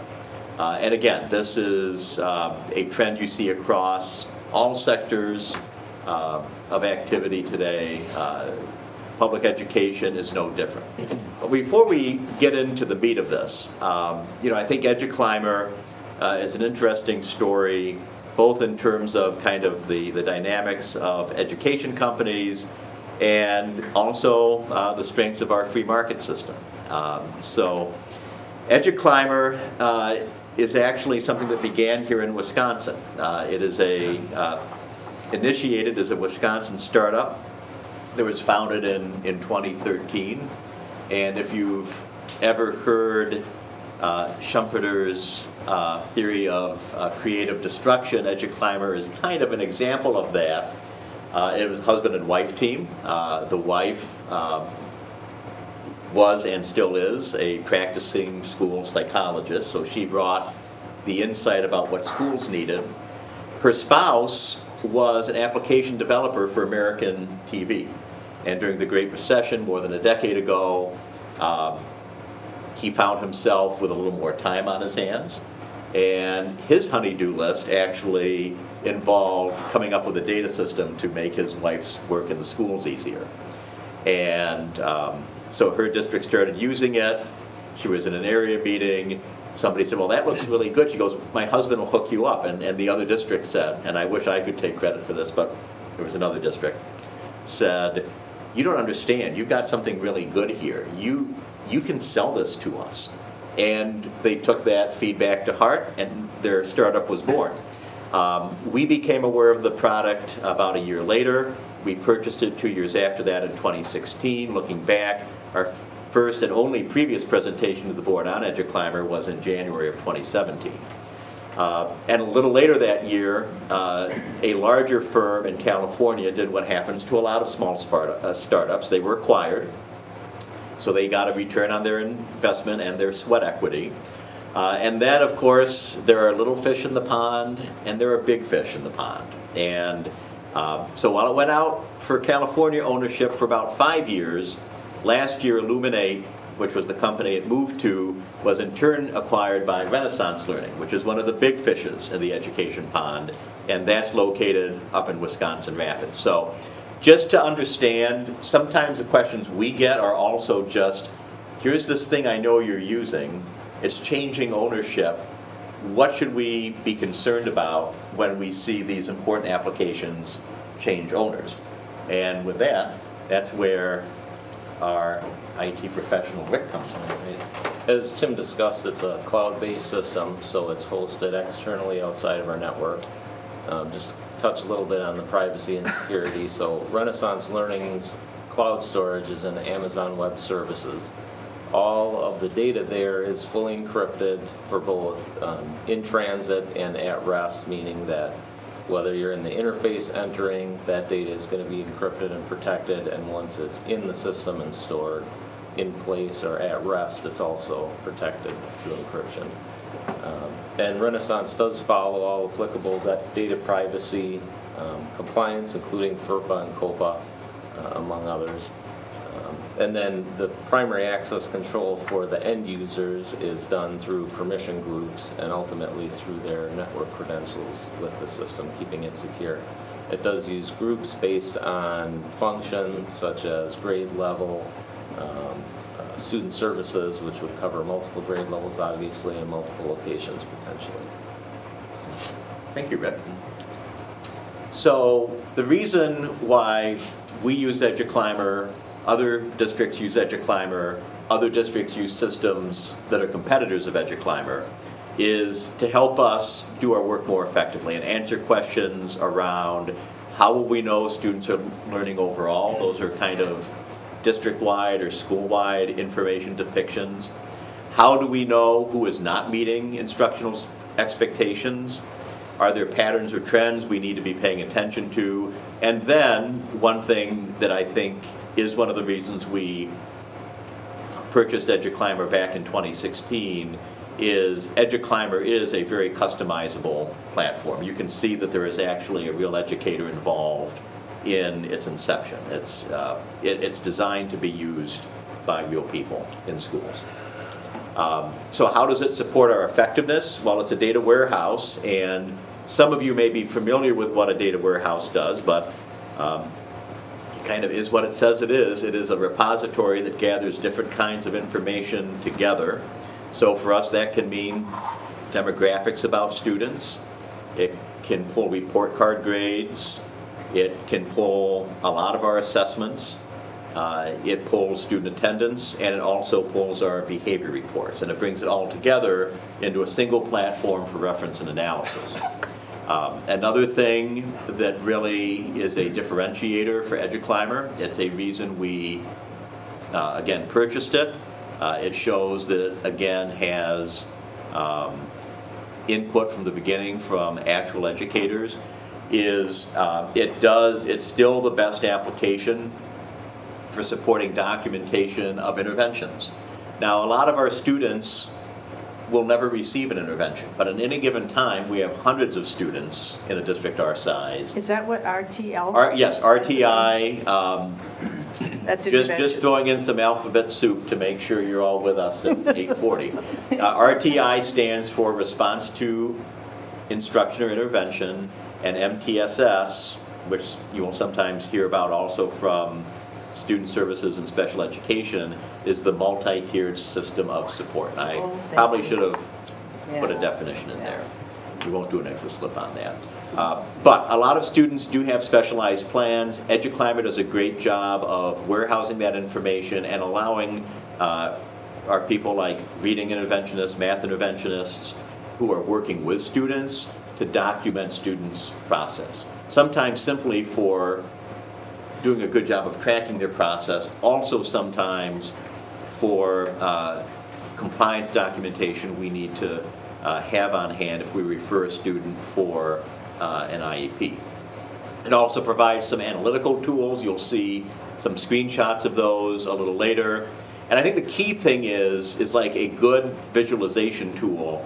It has what you'd call a balcony view, so you can kind of sit up high in the data and look at the big picture, and then you can drill down deeper and deeper. You can go from the district to the school to the grade to the classroom, and down to the individual student profile if you need to. Now the screenshots you're going to see in the rest of the presentation are in what is EduClimer's top secret mode. So the data is real, the student identification is removed. When you see a student number in there, it bears no semblance to their state number, the local number. It is simply a number that EduClimer assigns for the sake of doing private views of data. Because it does contain a lot of information about students, it really makes it difficult for us to give you a live demonstration in a public meeting that's practical and protects student privacy.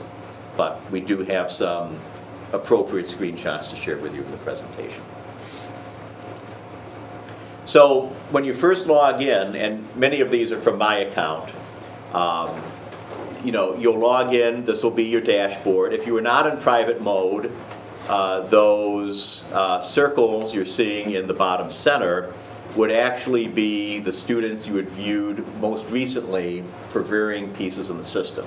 So that can be an easy piece for a school psychologist or an interventionist. The students you work with the most frequently, they will be on top, and sometimes that's advantageous. You can also set it up to monitor certain trends, and there's certain tiles that help take you to different places in the application. So that's your landing view. That is what we call a dashboard. But then further in, you can get into something a little more specific. So you have charting.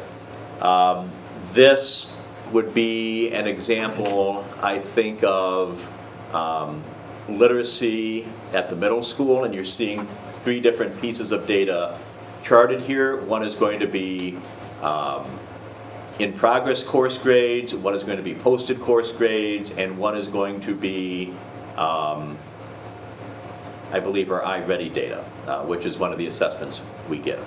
Again, this isn't really showing you students, this is showing you summary charts. You have an ability to customize it, whether it's performance levels or students meeting growth targets or some other benchmarks. We do have the ability to color code it, and you see some of that, and then you'll have some lines that show you the summary trends. And I think the key thing is, again, there's a lot of detail in here. I think the key thing is to understand it's customizable. It uses both charts and colors to help organize decision-making conversations and use of data, whether it's a course team or a school team. Later on, you can, so I'm going to go back. I'm going to go back. Second from the top. So one thing I will point out,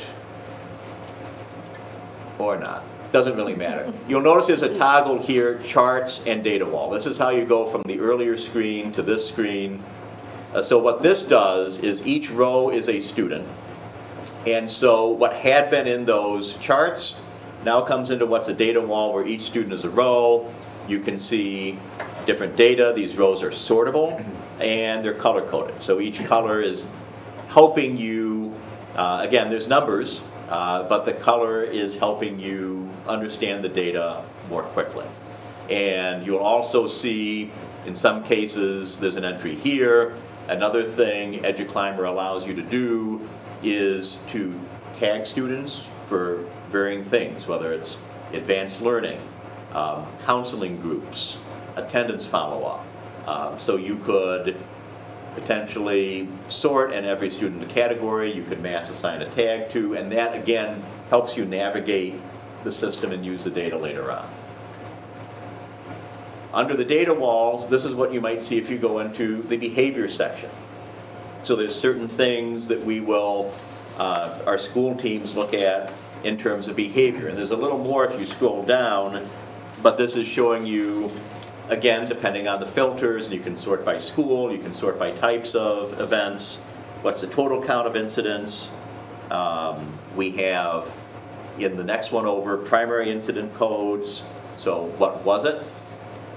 The one over on the right top is what was the response. More about that in a moment.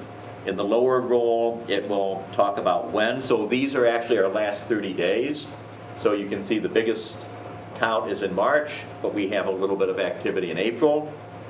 The next one over is showing you over the last 30 days by weekday.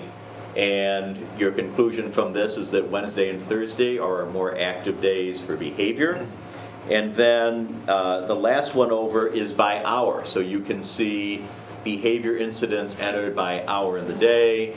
And again, you can see towards the end of the school day before dismissal, a little bit before dismissal tends to be our most active for behavior reports. And there are other charts underneath this, but again, these are generally accepted charts that help school teams think about what behaviors are occurring, where and when they're occurring, because further down there'd be one that would have locations in the building.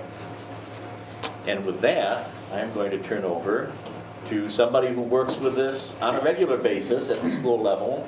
Right, yeah. So we have something called the Tier 2 team at the high school, and that's our group of administrators, student service staff, and teachers that get together every other week and discuss kids and their supports and interventions that they need. And this year we've started using the threshold feature in EduClimber, and we found it to be really efficient and helpful to kind of frame our discussion and help us better meet the needs of kids. So our school psychs are pros at using EduClimber. They just, you know, they drive so fast you think they're going to break it. So Megan Galdas and Marion Moffat came up with our thresholds that we use. And I did a little screenshot so you could see how easy it is. It's a really intuitive program to use. There's symbols, you know, like the little whistle is how I put in a behavioral incident. The hands is an intervention, and then the threshold is that little flag. And they created a couple of them that we frame our conversations around. The first is in correlation to something called Redefining Ready, which is a comprehensive way to measure success at the high school level. A lot of times you only see ACT data. Now we're looking more at a holistic approach at looking at student success. So we created a threshold that will help indicate students that are, you know, maybe in need of intervention, and the flags that we're using are kids that have below a 90% attendance rate as 9th graders, have below a C in advanced algebra, and have a grade point below 2.8. And what's really cool, and I'll speak about this with the next threshold too, is this updates nightly. So this is a very dynamic list that you can use on a daily basis. And the pictures, I know it sounds cheesy, I call them bouncing heads, but they really do help you like visualize the students that you're trying to address and need. So it's been super helpful. So all of these are combined together in the list, so we can really see students that are in need of intervention, so we can help them improve. And then we have something called the early warning system, and this is specifically based on attendance, behavior reports, and current grades. And again, it runs nightly, so it's always up to date. And when again, we can't be as dynamic because of the confidentiality, but if this was in the actual thing, if I push this, it'll give me the list of students specifically that are in those categories. So it's super helpful and efficient to help meet the needs of students. That was it for me.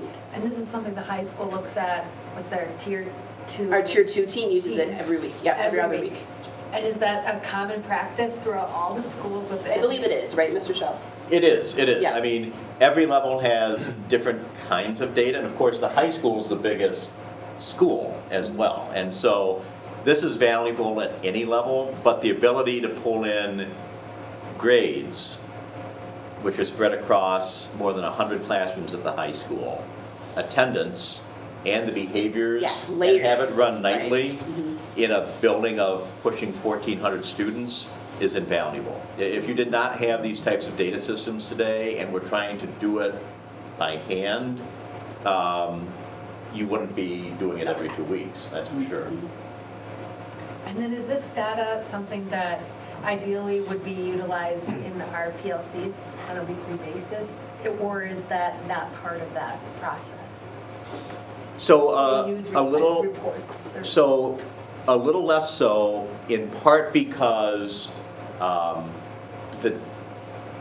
if you're a teacher and you're giving a common assessment, that actual, so for example, let's say I'm doing a unit of biology and we're covering mitosis and we give an assessment on mitosis. In the PLC model, we would want to sit down as a team and see how our students performed on that assessment. Were they meeting the learning targets for that activity, that unit, or not? That's a grain size that's smaller than this. Now, there are ways you can unpack and get deeper, but not quite that deep. Not quite that deep. So it really supports more system-level teams than that. Now, that having been said, if particularly, I would say, middle school and below, it's a little less at the high school where students aren't really sitting on teams or neighborhoods or anything like that. If there are students you're trying to particularly support on behavior, then that could be part of the PLC conversation. Looks a And little maybe too, the different. benchmarks with it built within the ACT suite, they could look at those Yes, too. they could. So, Yeah. yeah. And then with that being said, another question we get a lot is what constitutes, how would a behavior be, are all behaviors included in the EduClimber, or how do we determine that a student would get an EduClimber, for behavior? Yeah. What are the parameters? At the for associate principal level, it's if I needed to respond in any way. We Okay. like to have that, again, that holistic approach. And it's important to remember that none of this is going anywhere. Yeah. You'll get that on the phone a lot, like, is this going on their permanent record? Will their colleges know? The answer is absolutely not. In no way, shape, or form will this ever follow the kid. But it is super helpful for us for this exact reason, to see those layers. Like, well, this kid has below a 90% of attendance and he's had 4 behavioral reports. It's just another way of looking at a student, but it's not being reported out in any way. But to answer your question, it's whenever we have to respond, if we have to have a behavioral response, we're logging it into EduClimber.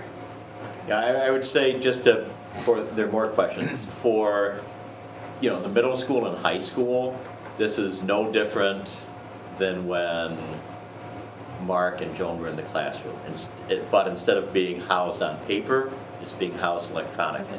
Now, in the lower grades, there will be some more attention to warehousing data on kind of lower level things, the kind of pieces that kind of pre-electronic, a student might get, like stickers or little classroom level awards or kind of reminders about their behavior. That's different from what... Sure. I'm talking about like an Right, high administrative school, response, that right? doesn't Yeah. happen in high schools, but it might happen in elementary school. And so you might see that if you were to look at elementary data, but you wouldn't see anything like Makes sense. So, I have 2 questions. Do all staff members, I know obviously they have to be able to input information, your level of view and a regular teacher's level of view of the totality of the analysis and all of that record, does an individual staff member have access to that whole record? So academic data, yes. Certain kinds of behavior data, no. Okay. But also, still a lot of behavior data, yes, because as a teacher, you could potentially enter a referral for any student in the school. They don't have to be in your math class. If you see an infraction in the hall, you would need access to any student in the building. I mean, again, working backwards to the way this might have been in 1986 when I graduated high school. If you saw something, you would write out your triplicate form, and it wouldn't matter whether that student was in your class or not. You'd write up the form, hand it to whoever the DA Only then you was. wouldn't have a little face to prove that it was you or not. No, you So wouldn't. could say it You would was not. Brian You would not. Borowski, and you would, yeah. Exactly. And so, and likewise, I might be out on recess in an elementary school, and I might see a student doing something that they might need to talk to Dean Kaminsky, and they might not be my student. So there are some things where you can see across the school. But there's certain things in the system that are restricted to administrators. But there are limits, though, as far as everybody doesn't have access to every single child within the Right. school. I think that's part of, I think, what Joan was asking. It depends on roles. For that very reason, again, there are a lot of things where educators have always had access to all the kids in the school. Now, there are certain things that aren't in here. So, for example, IEPs or 504 plans, those are housed in Infinite Campus, which is a different system. EduClimber gets some information from Infinite Campus, but it doesn't pull individualized plans. And so an individualized plan has a lot of very sensitive information about a student. I can tell you that access to a student's IEP isn't an EduClimber, and an Infinite Campus, different system, it is very tightly restricted in terms of access. So it really depends on the type of information and then the permissions that Rick was speaking to earlier. My second question is, how much access does a parent have to their individual child? So we have not implemented the EduClimber platform for parent access. Parents do get access to the Infinite Campus portal. And so if we were to think about a high school student, EduClimber pulls the attendance data from Infinite Campus. As a parent, you see your child's attendance data in Infinite Campus if you want. It will pull the student's grades from the Infinite Campus gradebook. If you log into the parent portal, you will see your students' posted grades and their in-progress live grades in Infinite Campus. Your state assessment information, we send to you either as a PDF or as a paper copy. That will come into EduClimber electronically. If your student has a write-up and has to see Deanne, the office is going to contact you. So there really should be nothing in EduClimber that you don't have access to as a parent in some other venue, but you don't directly have access to EduClimber. The other thing is, if your student's in an academic intervention with progress monitoring, at trimester and at the end of the year, the interventionist will provide the parent with an update on the report, and oftentimes they're generating a printed document or a PDF document from EduClimber. So even though parents do not directly have access to EduClimber, there should be nothing in EduClimber that they are not aware of in some way, shape, or form. And certainly if a parent ever wants, again, way back at the beginning, Rick mentioned FERPA, which is a federal law that guarantees parents access to their child's education records. EduClimber is an education record, or if the student is 18, the student at 18 gains rights to their records. And so, you know, even though our first thing to say would be if a parent said, well, what does my student have in EduClimber, would say, well, it's going to be this that you're going to see in Infinite Campus, this that you saw in the Ford exam result that came home. If they do want us to print everything out from EduClimber, we can certainly do it, and there's actually a report in EduClimber that gives you 80%, 90% of a student's data in one PDF extract, and then we just fill in around that. How long is this data stored? You know, I graduate, and is it 5 years? Is it 10 years? Is it in there forever? You know, from a student data. So minimum retention in the state of Wisconsin is 7 years. Districts may retain records beyond 7 years. A record we find it advantageous to retain beyond 7 years would actually be an Infinite Campus record. That would be a student's transcript. And for various reasons, it's advantageous to do that. Data beyond 7 years, we probably would want to confirm that, but I would imagine EduClimber is probably working with each state and not keeping data beyond the state minimum. Right, yeah, we'd have to confirm. We would have to confirm that.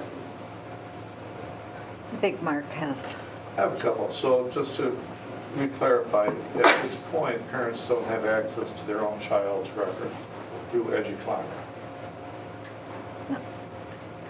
So, Independent of on asking. request, Independent of absolutely asking they for it. do. And again, the information that's in EduClimber, they have ready access to on other platforms. Okay, so then, in terms of, I guess I'm more concerned, and the parents who have expressed concern, I think it's more about behavioral incidents that are put into it. And so, is our staff trained that any incident, even insignificant, like, you know, quit talking to your neighbor, Deanne, how many quit talking to your neighbors did you have? or does it go to, I mean, who does the reporter, or how does a reporter know that this is an incident worthy of putting into EduClimber? So that's a good question. Currently at the high school, we actually, all of it is being reported by administrators, so that's the filter. So the teachers aren't directly inputting behaviors into the high school. Okay. Our goal is to do that, to be perfectly honest, to be efficient with our data and be able to have it more live. But even then, administrators would get an immediate email, so we could still say, you know, that's not worthy of being put on there. There's also lots of different rules about not having two names, you know, things like that, not using emotion. It's just supposed to be a real brief narrative. So no matter what, there's administrative filter there. So is that true at the elementary level as well? So I think the first thing I would say is that I think parents should always ask where their child's data, I mean, parents are right to have a strong interest in where their child's data is. And I know there's a lot of concern about what goes in. Yeah. But I would say the bigger questions are the ones that Vic touched on earlier, which is how the data is protected. Because, with an exception that I'm going to get to in a moment, the behavior data that's in EduClimber is the same behavior information that was in a file cabinet in a folder 30 years ago.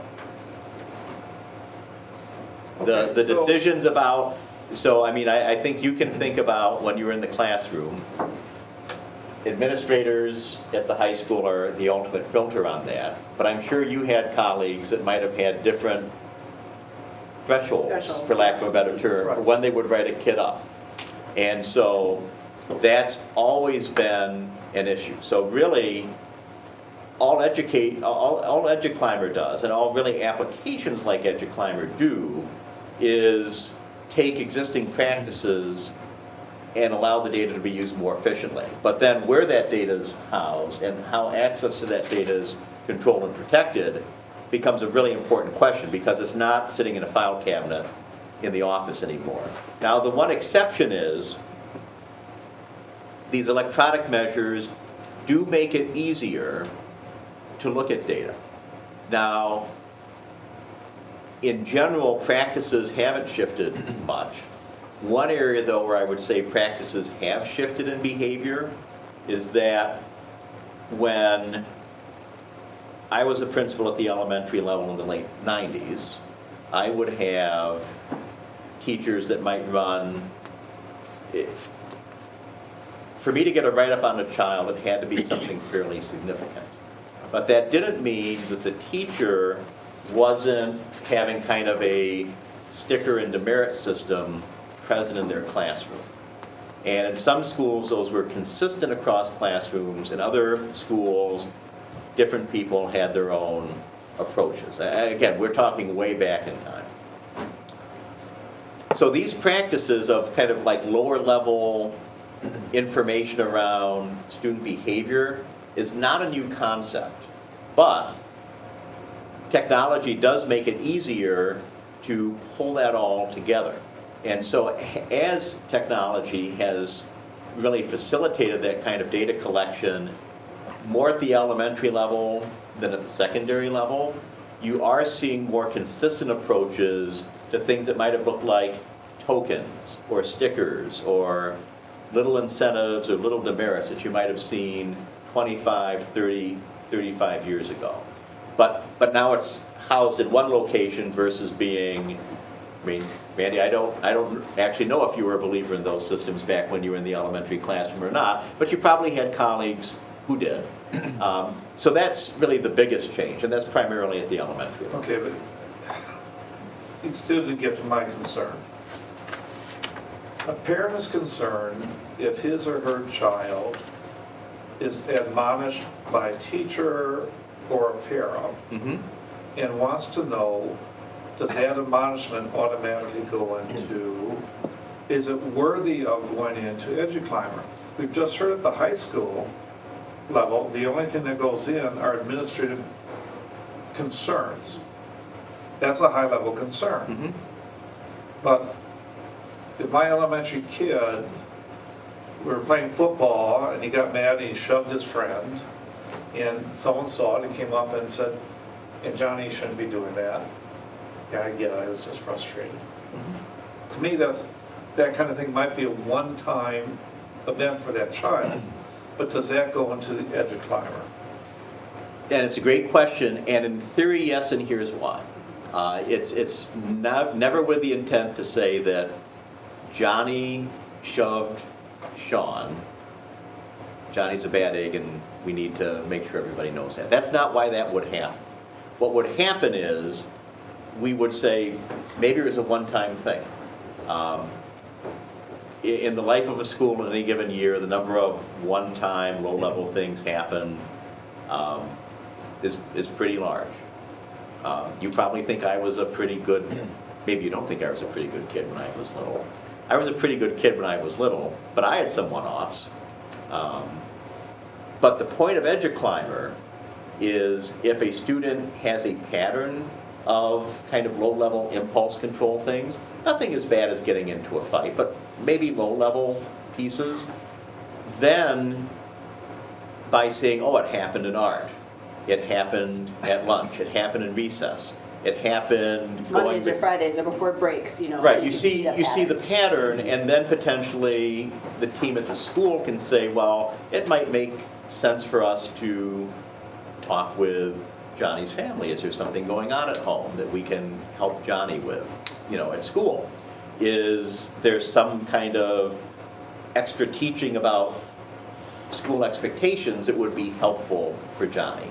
So hopefully, the hope is, by pulling the information together, you can actually more effectively serve the students. The goal is never to stigmatize. And I am going to put you on the spot, Deanne. Yep. When you have a student who commits an infraction at the high school, how often are you looking back to their elementary record? I've never done it. Yeah, so I mean, again, it's designed to support activities Okay, and I'm to not support sure the anyone's, kids. I apologize, turn around. No, it's a good question. The storage is one issue, and we keep going back to that. I think a bigger issue is the concern about the professional level of persons making the entry. So teachers, if that's what they're doing at the elementary level, I think that's great. Should parents be making that, who have a less expertise? They have experienced some of them over time, but they have a different way of looking at kids than a professional teacher does at times. So so if they are entering it, I guess that's one thing I'd like to know. And then two, shouldn't parents then be given some kind of, oh, by the way, or not? In the classroom, if you have a kid who does something, you might contact the parent before you contact the principal. Because you like to resolve it on a one-on-one level. It seems, so does that happen with EduClimber, or does that only happen once it gets to the system alert, we have multiple situations? Only when it gets to a higher level or when there's a very significant pattern that emerges. And I think if we're being honest with ourselves, and I certainly get why parents want to ask these questions, they should be asking these questions. But I think if we really are honest with ourselves and we reflect back on how schools have operated,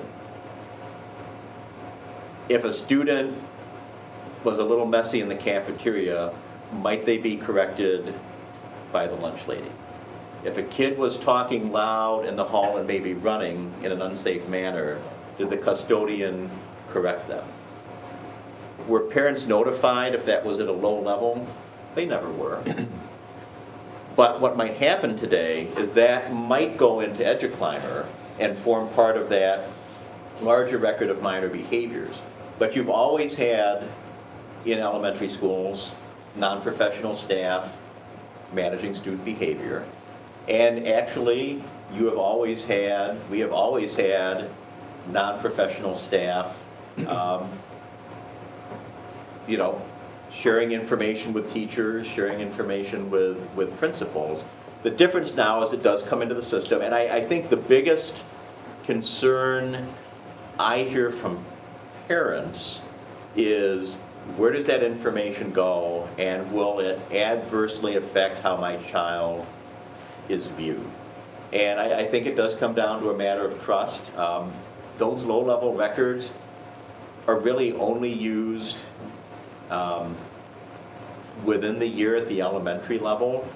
They really aren't a consideration by the time they, No. So on the one hand, I get the concerns, and parents should always be asking these questions, but this thought that this is something dramatically new, it's really not. These types of practices in similar forms have been happening ever since we got beyond the one-room schoolhouse.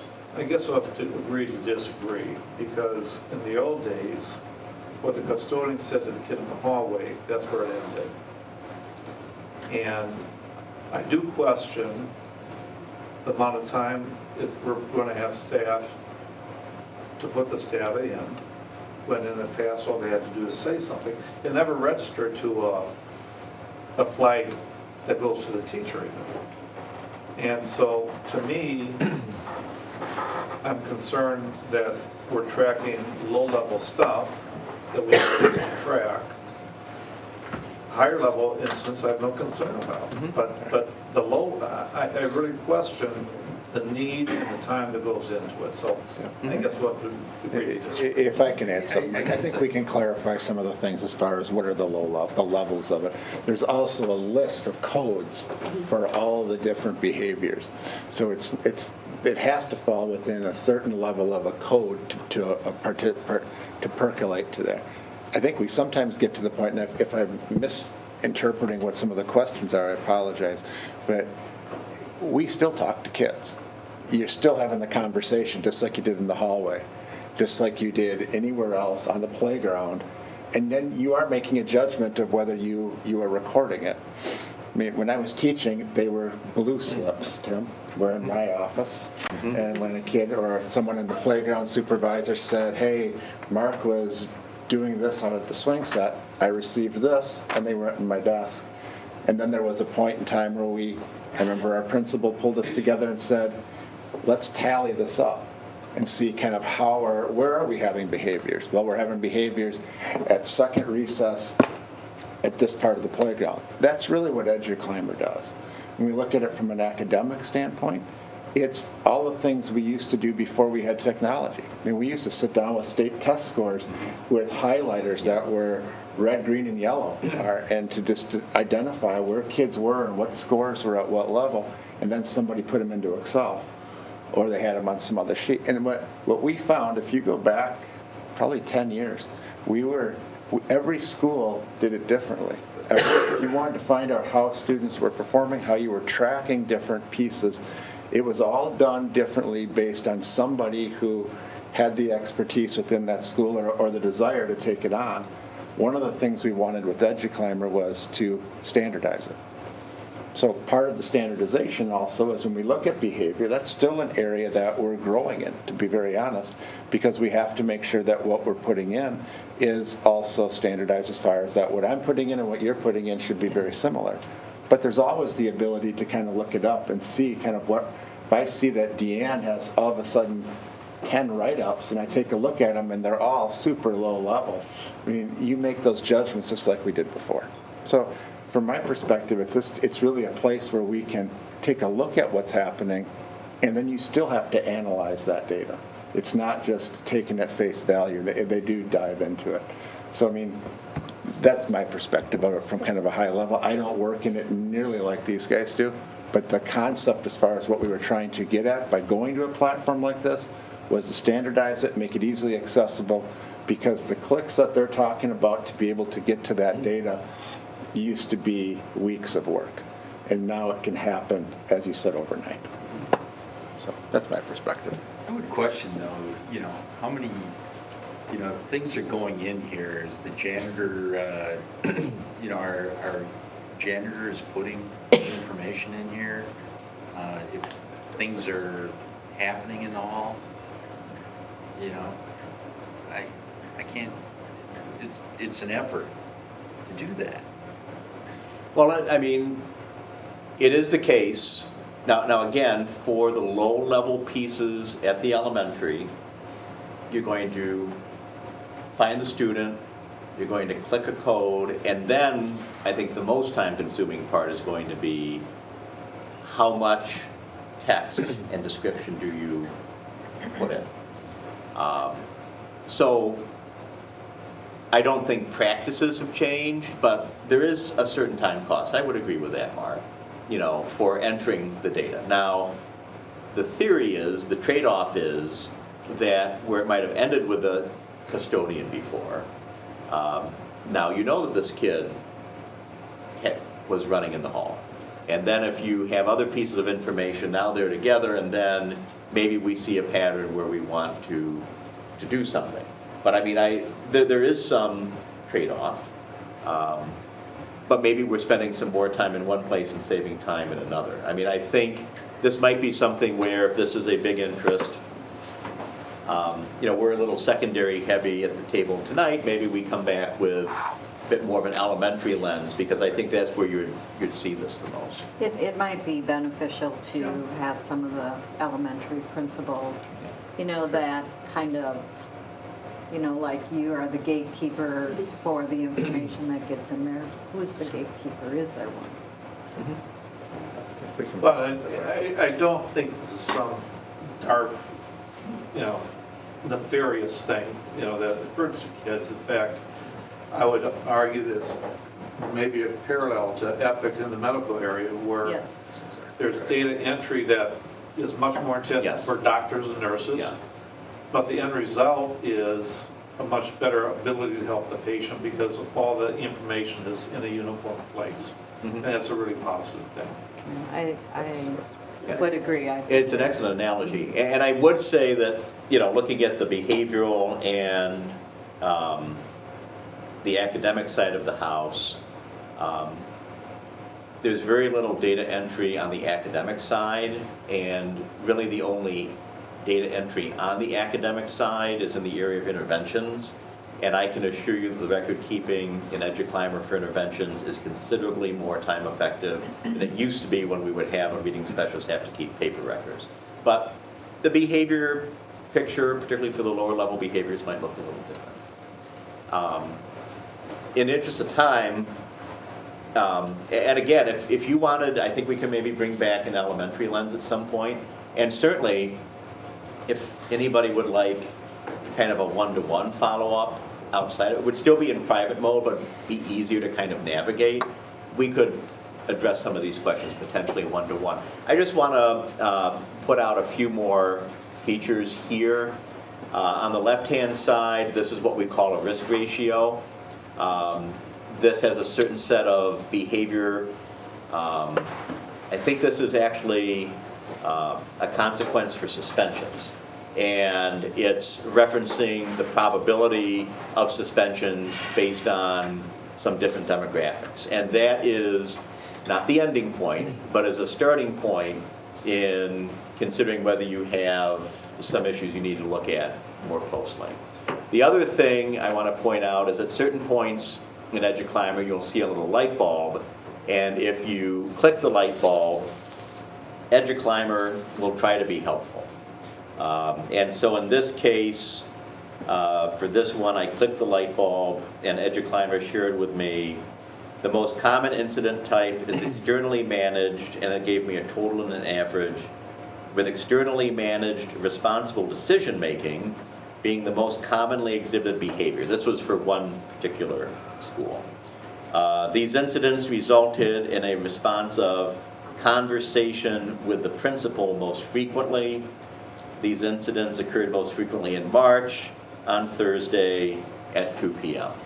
So again, not a lot that you couldn't infer from the charts, but if you really want to get the absolute highlight from each of those charts, you click the light bulb and it will try to help you out. I don't want to overstate the value of it, but I do think it's a trend in these systems.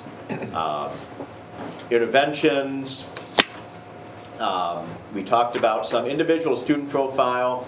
The information's been removed, but when you land on an individual student, at the top, it doesn't really show well here, but you're seeing their attendance, you're seeing if they have any tags, and you're seeing if they have any incidents, and then you see some of their academic information broken down with numbers and also with some color coding. So there's a lot in there, and we've had a really great conversation. I feel, and I hope we've answered some of your questions, and I know your questions are questions you have, but also questions you're asking on behalf of many of our families. So I hope this was helpful.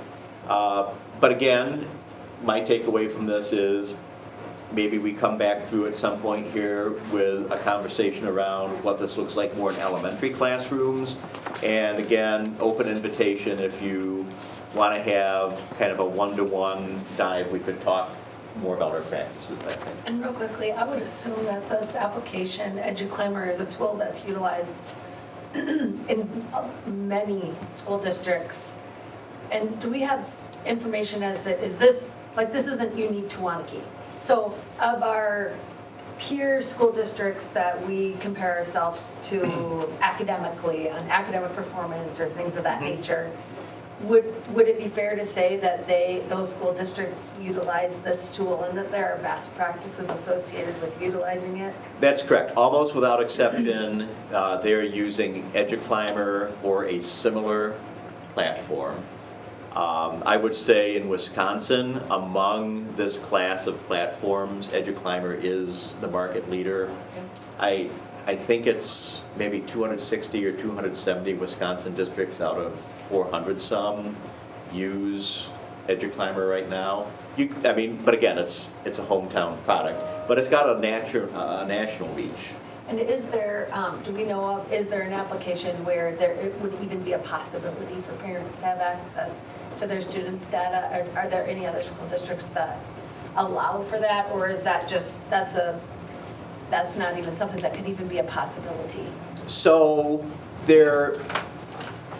the short answer is there are ways we could configure EduClimber for parent access. However, we haven't moved in that direction so far because we believe that what you have in EduClimber, you can get in other platforms, and in particular, Infinite Campus. And, you know, we, I think, have a pretty efficient system for provisioning parent portal access to parents for Infinite Campus. If we were to do it for EduClimber, it'd be doubling that work because it would be a second portal that's independent. Okay. If there was a high priority, we could do it. I was but, just curious if it's right, that's the short answer. Technically, it's possible, but we prefer to emphasize the Infinite Campus portal. Okay. Thank you. All right. Thank you very much. Thank you very much, and Deanne and Rick, thank you. That kind of concludes most of our agenda. There is one announcement that I would like to draw your attention to, and it's all in your packet. It's from the National Association of Advancement for Colored People. Greg Jones, the president of the Dane County branch of this organization, reached out to me and really applauded our district in the resolution that was set forth for flying the Juneteenth flag for Black History Month. So he was very complimentary. He had hoped to show up tonight to add some comments. He was not able to, but he submitted the letter, and I do want to draw your attention to it, and please read more in detail his comments. He was very complimentary, kind. He felt that we were kind of a leader in Dane County in that resolution. That's my announcement. Randy, do you have anything else? I don't believe I have any announcements this evening. Okay, so moving on to the consent agenda. I would like to share out our, again, Pride Pump donation by the very generous Effort family. It is another $1,000, and that is money that we can use for any purpose we see a need for, so I always appreciate that each month. And we, yeah, go ahead. I would just say I'd recommend that we pull the co-curricular list. Correct. So we're going to pull the co-curricular list for sure. Is there any other item that anybody would like pulled before we take a motion to approve? I don't need anything pulled, but I'd like some discussion. I apologize for going into some of the details, but is that okay? Sure. And so, Steve, under the finance records, we're listed where various departments are at this time of the year with their remaining budgets. I noticed specifically that there were 4, and I'm not going to name them by specifics, but they were like 122%, 125%, 163%, and 120% over budget. And utility and transportation, I know that's something we have to absorb somehow. The others, are they part of the capital referendum where we've gone over by 182K or 150K in terms of maintenance or things like that? Where does that over budget go to? Sure, thanks for asking. So in the report, we do have a very last page that will indicate the beginning carryover budget for each of the various departments and buildings. And then to the far right, so this is the very last page, then to the far right, it will show where they're at with the current year expenditures, including their carryover. So you could have a building or a department be at, let's say, 120% of expenditures in the current year, but have a carryover balance that they are tapping into from prior years. A good example of that would be the maintenance line. So if you look at the maintenance line, the maintenance department is tapping into the carryover funds that they had from the year prior, which is why it shows it over 100%. So each one of them is a little bit different, but it's all based on the premise of carryover budgets and then being able to utilize those budgets as the administrator in charge of that area sees fit. What we always keep our eye on is the bottom line number to the far right. You did reference utilities and transportation. We have had that discussion at the budget committee level this year that those are both areas. With the utility area, it's an area where we are going to end the year over budget due to higher than expected utility costs. And the transportation one was related to an audit issue where invoices came in from the prior fiscal year after the audit had closed. So those topics we reviewed at the budget committee level, but like the maintenance department or the other one you might be referencing are looking at utilizing their carryover funds this year as opposed to saving them for a future year. Okay, thank you. And then this is more for the public's sake. We have a number of CISA fund charges there, and if you could just maybe high level where those, why we're paying into CISA for those services. So Rebecca, do you want to grab that? The contracts? Yeah, just wouldn't mind pulling that out. So what Mark is referencing is in the packet, you will see the annual contract from CISA 2. So each year they do provide this report for the school board for the following school year. We do share this internally with those folks that in their buildings or departments utilize CISA services. You see an example on there.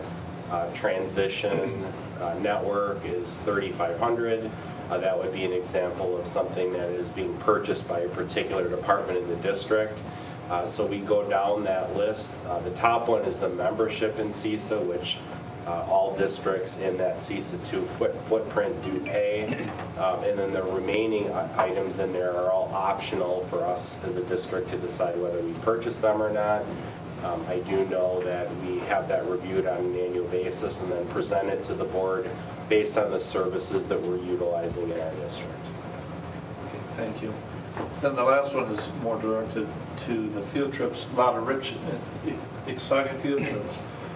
Again, to help clarify, if we have a student that needs assistance to go with it, we have the funding to help provide that. Yes. Okay, thank you.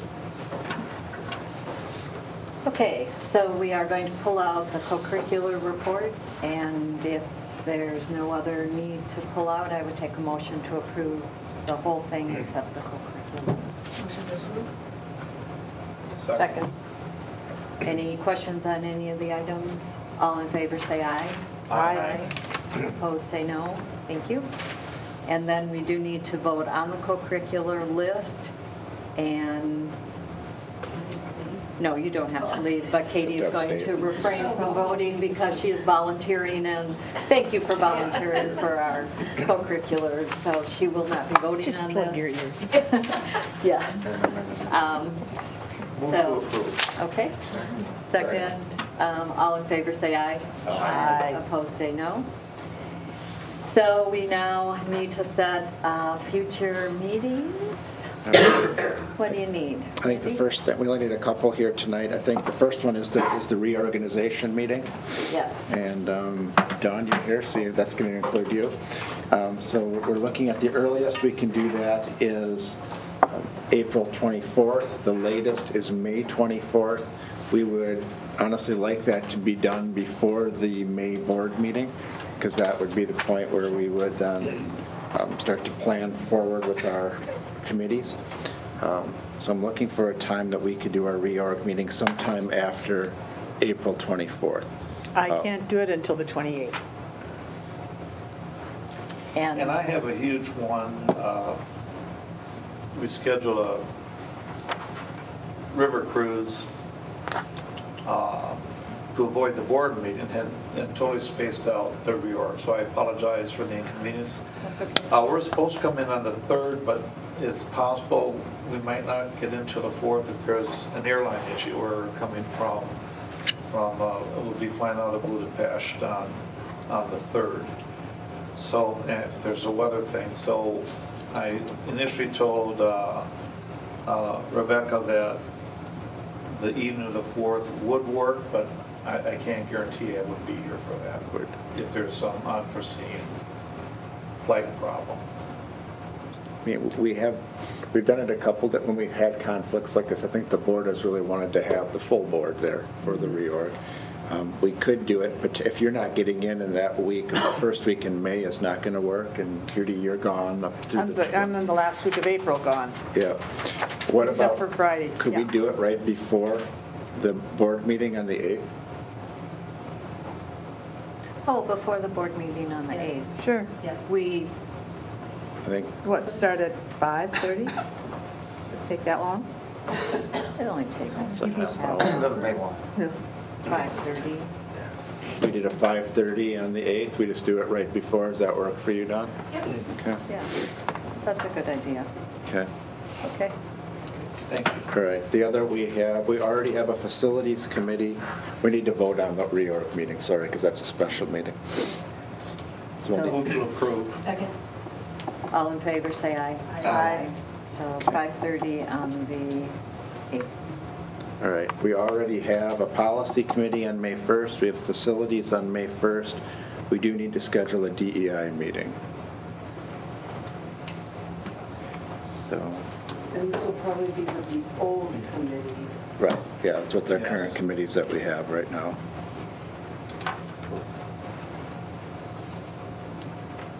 So when are you leaving for the cruise there, Mark? The 23rd of April.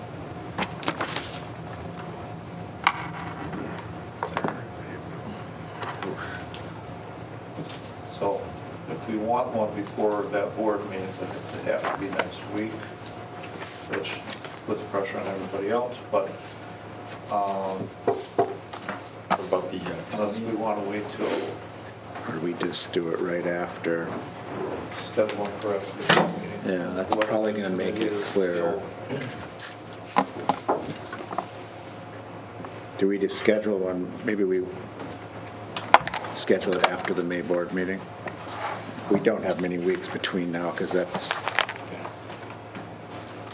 3.5 weeks away. Just a quick thoughts, Mark? Would you like to wait that Is that long? all right? That work? Okay.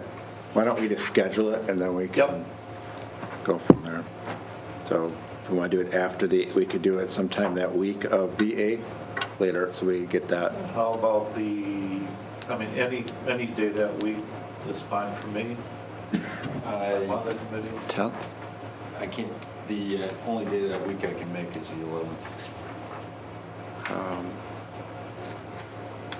Okay. What time would you like to do it at? That would be an evening meeting, right? Evening meeting? So, Evening meeting, is that what you said, 5:30? 5:30? Yep. On what day? Look, the 11th. And I'm thinking that might be a more than an hour meeting because we're going to have to be going to the document and a couple other Yep, things. agreed. All right, we have that for the 11th. Any other meetings that we need? So we need an HR, HR, Brian? but Hearing Judy's schedule, it probably May 4th, and we would need someone to step in, fill in for Brian, the reorg would have been that spot, yeah. May 4th. So Judy will be back on the 4th, correct? No, I'll be back. I have the whole week. Oh, you're See, I back. thought we could do it on the 1st, Yeah. Oh, yeah, that right was- after yeah, the I facility. misunderstood. Yeah, I misunderstood And Judy's schedule. maybe we could get Ted or Jack to sub in. And I've already got policy at 8:30 on, Oh, Ted's busy. because we had something that we needed Can to you do. do two at once? He doesn't listen Or to either, so Katie. go Yeah, ahead. what time, I'm in the policy committee, but what, I'm sorry. Oh, no, you can't do it either, and you can't do I'm it. policy. We gotta do another day. All right. What about Besides the first, does- Tuesday? Well, I would say just You because do it in the what morning. we'll have to do would need to get attached to the regular board meeting. We would need to get it done by Thursday. What about Wednesday? Tuesday, What Wednesday? about Yeah, May that's- 1st at 9:30? Yeah. Yeah, that works for me. Won't Dawn be sworn in by then? She'll be sworn in, but the committees won't be scheduled. It won't be But she fun. could sub. But if we go She at can still sub, 9:30, I would, that's okay. that'd be 3 meetings in a row for Ted. But maybe Katie could stay. Yeah. Then What time is policy? 8:30, And you're looking for HR when? 9:30. Okay. And then if Katie stays, she can do 2. Ted can do 2. I'll do 2. All right. Brian? I caused all this trouble, right? That works for you? That works for you? Want to stay on for a All while? right, and what do you need, Steve? We need the budget. that One way. I got plans. extra month. All right. Okay, budget. Budget, Steve, when do you need that one? That same week. Tuesday at 7:30. Yep, Wednesday? Wednesday, 7:30. Wednesday, 7:30. Which Got it. day? Does that work for you? Wednesday the 3rd. Oh, Yeah, he's I not won't be back. here. So someone has to set it Can we for me. sub somebody in for budget? Yep. I did a Seven cooking thirty celebration of Ryan. I got orders for Ryan too, but I mean, Well, start with Ryan. Well, I wanted to go that way. Sorry. I wasn't listening. That's all right. First pick Ryan. Check out already? I checked out. Already had yours. I'm done. 7:30 in the morning on Never enough, Wednesday. that's what we know. Okay, what else do we budget? So 7:30 Wednesday, the 3rd, and Ted is going to sub in for Mark. Okay, we have cupcakes after we adjourn. We need a motion to adjourn by. Second. Yes. Second. Second. All in favor say aye. Aye. Thank you, everyone. It was getting a little wild there at the end, folks.